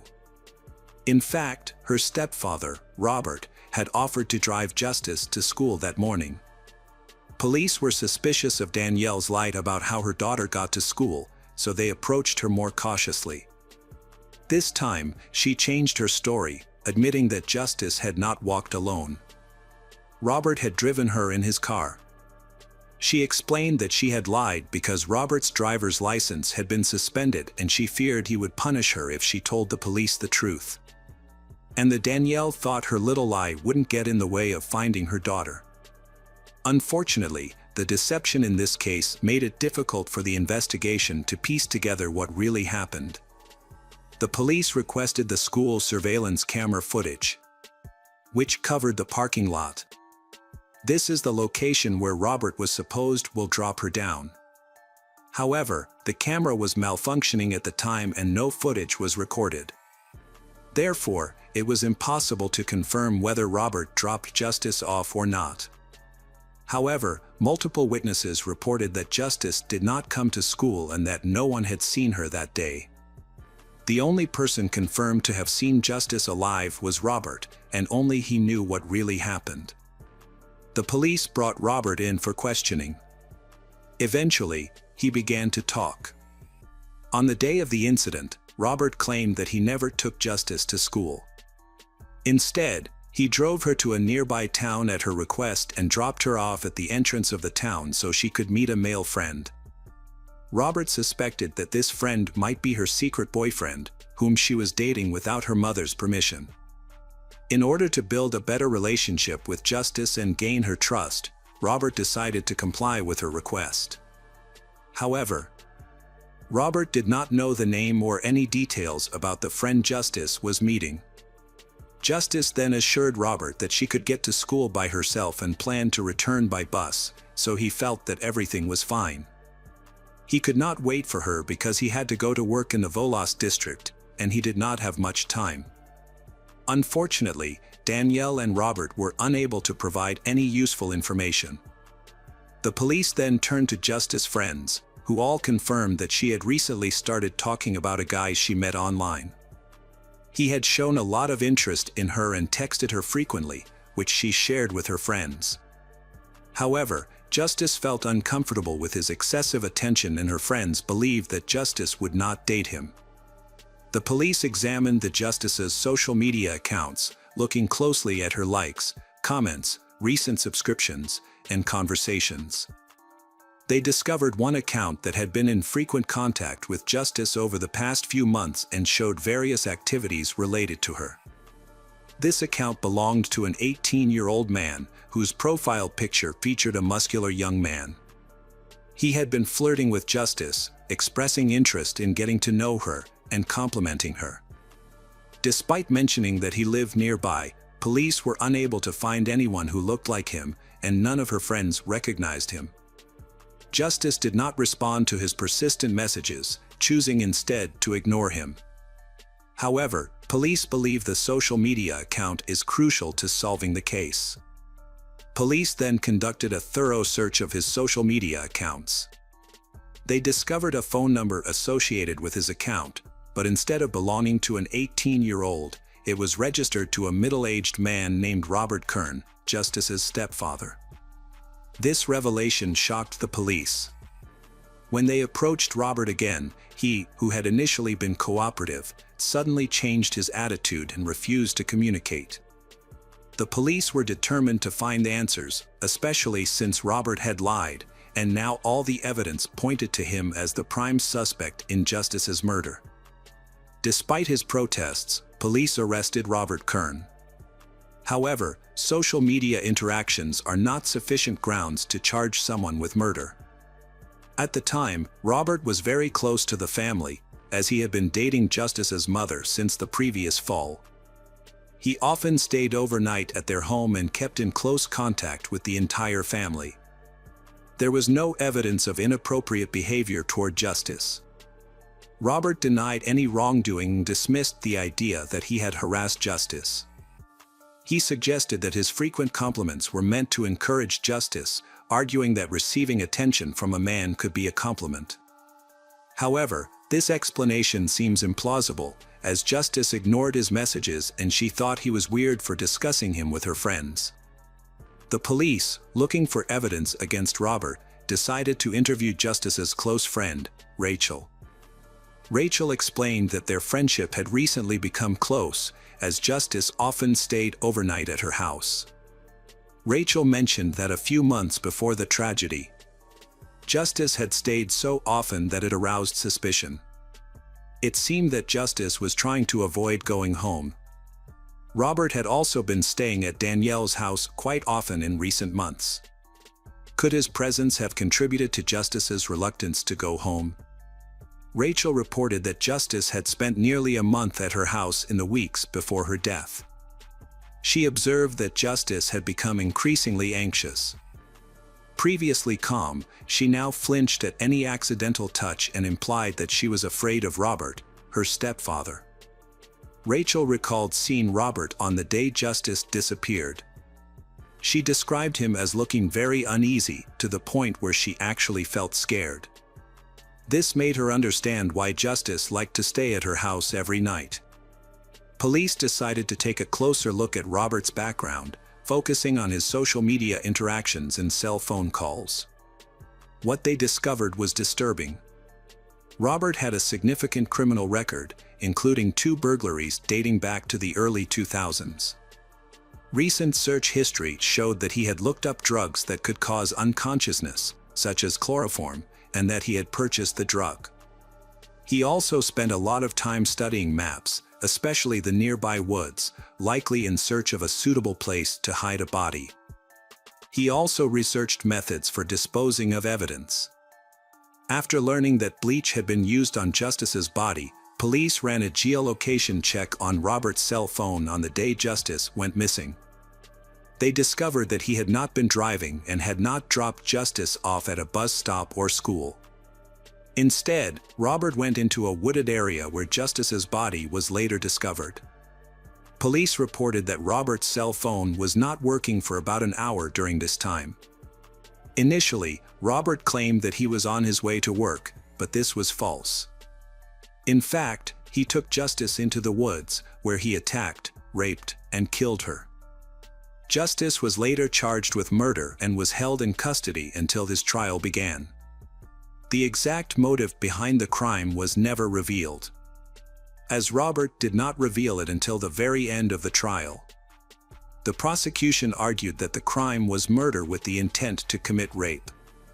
Robert chose not to testify in his own defense during the trial, but he never admitted to any wrongdoing. However, the prosecutor's office had enough evidence to charge him with murder. Robert's troubled criminal history was presented during the trial. He was first arrested in May 2019 in New York State on fraud charges and was held in the county jail. It was mentioned that in 1999, he had committed burglary and breaking and entering, which resulted in an 18-month prison sentence. 3 years later, he was arrested again for burglary and served a year in prison. The prosecution later proved that Robert's testimony was completely false. He mentioned that he dropped Justice off near the school early in the morning and that he worked as a carpenter. However, both of these statements were proven to be lies. After being caught lying, Robert tried to create more excuses. But they were all designed to fool the police. They were able to accurately track the movements of both Robert and Justice. They compared the timestamps on Robert's cell phone and the searches on his phone, which showed that he had been planning the crime for a long time. The prosecution argued that Justice had no chance of surviving from the beginning because Robert had intended to kill her. Vegetation from where Justice's body was found in Robert's car, although he claimed he had never been in the area. However, he had in fact been there at least twice after the murder. He returned to the location on April 16 to pour a chemical on the body to destroy evidence of the crime. At that time, he was spotted by a jogger. The prosecutor's office attempted to prove that Robert's actions were sexually motivated, arguing that he had intentionally kidnapped Justice in order to rape and harm her. Robert had been keeping tabs on Justice for a long time, and she tried her best to avoid him, so she was rarely home. Danielle, Justice's mother, was devastated by her daughter's murder. In her testimony, she said that Robert had discouraged her from calling the police immediately after Justice's disappearance, convincing her that Justice was just staying at a friend's house. He also pressured her to lie, claiming that Justice had gone to school by himself. At first, the Danielle did not understand why he made such demands, thinking that he was afraid of the consequences of driving without a license. After reviewing the case documents, the jury reached its decision in just 30 minutes. They found Robert Kern guilty of first-degree murder of Justice Garrett. He was sentenced to life in prison without the possibility of parole, plus 5 years for attempting to obstruct the investigation. Throughout the trial, he never admitted his guilt and showed no remorse for his actions. Despite the overwhelming evidence against him, he maintained his innocence until the very end.